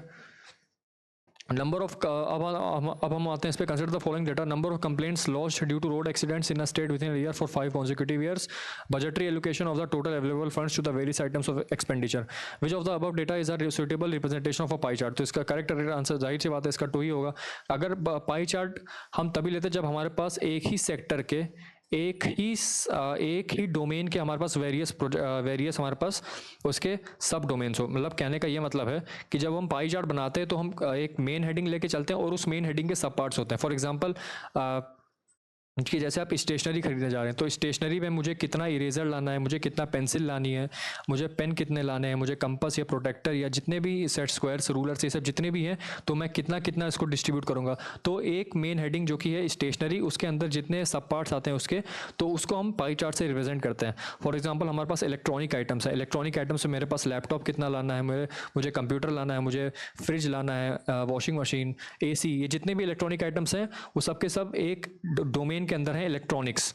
और सिमिलरली हमारे पास एक बजट है, बजट हमारे पास एक डोमेन हो गया, एक हेडिंग हो गई, और उसके जो सब हेडिंग्स हैं वो हमारे एक्सपेंडिचर हो जाते हैं कि हम उस बजट को किस किस डायरेक्शन में एक्सपेंड कर रहे हैं। बजट फॉर एग्जांपल जो गवर्नमेंट ऑफ इंडिया जो बजट निकालती है उसका डिफेंस सेक्टर में बजट आता है, एग्रीकल्चर में जाता है, फाइनेंस जो हेल्थ होता है उसमें जाता है, साइंटिफिक वाले में जाता है, स्पोर्ट्स में अलग अलग एलोकेशन होता है। तो इन सारे में हम एक्सपेंड करते हैं, है ना। तो उसमें हमारा पाई चार्ट होता है। अब इस वाले केस में आप देखिए number of complaints launched due to road accidents. अब road accidents within a year for 5 consecutive years, और इसका टाइम डेटा भी एक्यूरेट नहीं है। यहाँ पे पाई चार्ट में हम क्या करते हैं कि किसी एक पर्टिकुलर समय में हम किस किस चीज़ों को इंस्टेंट पे हम कौन कौन सी चीज़ें एलोकेट कर रहे हैं, वो होता है पाई चार्ट। लेकिन यहाँ पे लिखा है विथ इन अ ईयर। अब ये हमारा एक इंटरवल को डिफाइन कर रहा है। इंटरवल में हम कभी भी टाइम के रिस्पेक्ट में पाई चार्ट को डिफाइन नहीं करते। तो हमारा जो आंसर होगा वो हमेशा 2 ओनली होगा। हमेशा इंस्टेंट पे जो चीज़ें हो रही होती हैं उसको हम डिफाइन करते हैं पाई चार्ट से। अब तो इस पे आते हैं, when we take the class intervals on the X axis and corresponding frequencies on the Y axis and draw rectangles with the areas proportional to the frequencies of the respective class intervals. कहने का मतलब ये है कि अगर suppose 10 से लेकर 20 तक की फ्रीक्वेंसी हमारे पास 5, सपोज फ्रीक्वेंसी यहाँ पे 5, 10, 15, 20 ऐसे है। 10 से लेकर 20 तक की 5 है, 20 से लेकर 30 तक की 15 है, 30 से लेकर 40 तक की 10 है, 40 से लेकर 50 तक की ऐसे 20। हमारे पास कुछ ऐसे ये डायग्राम दिया हुआ है ना, यहाँ से लेकर यहाँ तक, इसका मतलब यही है। The graph so called, the graph so obtained is called, इस तरह के ग्राफ, इस तरह के जो ग्राफ हमको मिलते हैं इसको हम कहते हैं हिस्टोग्राम। क्या कहते हैं हम इनको? हिस्टोग्राम। ठीक है, तो बार डायग्राम नहीं है, फ्रीक्वेंसी कर्व नहीं है, ओजाइव नहीं है, तो हमारा आंसर हो जाएगा नन ऑफ द अबव। इसको हम कहते हैं हिस्टोग्राम।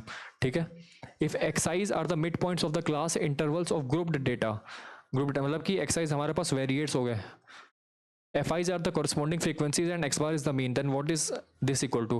अब FI को छोड़ दीजिए, जब आप समेशन XI माइनस x बार निकालते हैं बिना मॉड्यूलस का साइन लिए, तो ये हमेशा किसको जाता है? ये वैल्यू हमेशा 0 आती है। हम सभी को पता है, हम सभी देख चुके हैं कि जब भी हम मीन निकालते हैं, फॉर एग्जांपल 1 2 3 1 7 9 या कुछ भी आप ले लो 8 4, अगर मैं इसका मीन निकालूं और इनके मीन से इन सब का डिफरेंस ले लूं बिना मॉड्यूलस का साइन लगाए, तो हमेशा 0 आएगा। इसका मीन कितना हो जाएगा? 16 29, 29/5 कितना होता है? सपोज हम इसको और बढ़ा देते हैं 30, 30/5 कितना होता है? 6। अगर मैं 1 - 6 करूंगा तो -5 आएगा, 7 - 6 करूंगा तो 1 आएगा, 10 - 6 करूंगा तो 4 आएगा, 8 - 6 करूंगा तो 2, 4 - 6 करूंगा तो -2। तो +2 -2 कैंसिल, 4 और 5 से -5 कैंसिल। तो अगर बिना मॉड्यूलस साइन लगाए अगर आप इस वैल्यू को कैलकुलेट करोगे तो हमेशा 0 ही आने वाला है। तो इसका आंसर क्या हो जाएगा? 0। ठीक है, लास्ट वाले सवाल पे आते हैं। The observations this are written in ascending order, the median of the data is 24।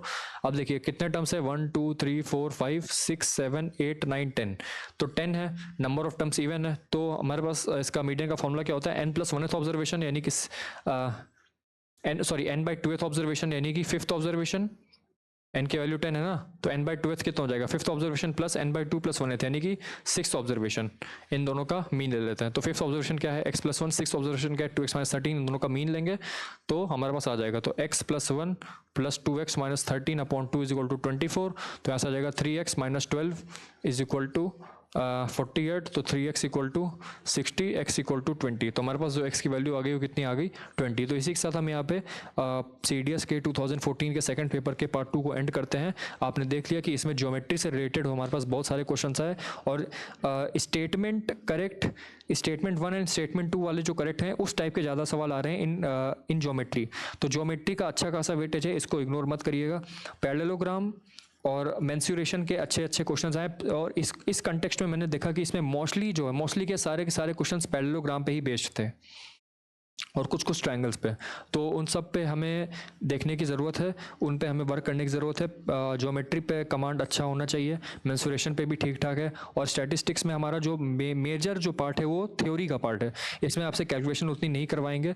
जो मेजर थ्योरी का, जैसे पाई चार्ट का इसमें हमने देखा, फिर हमने उसका देखा क्यूमुलेटिव फ्रीक्वेंसी पॉलीगॉन का, फिर फ्रीक्वेंसी पॉलीगॉन का, हिस्टोग्राम का, और कुछ कुछ कैलकुलेशन का, बस इतने मेजर होते हैं। बाकी तो आप देख ही चुके हैं। तो हम एंड करते हैं, और अगले जो भी हैं जितने रिमेनिंग पेपर्स आपके होंगे 2015 से लेकर जितने अभी तक हुए हैं, तो ट्यून्ड रहिएगा। चलते हैं, थैंक यू।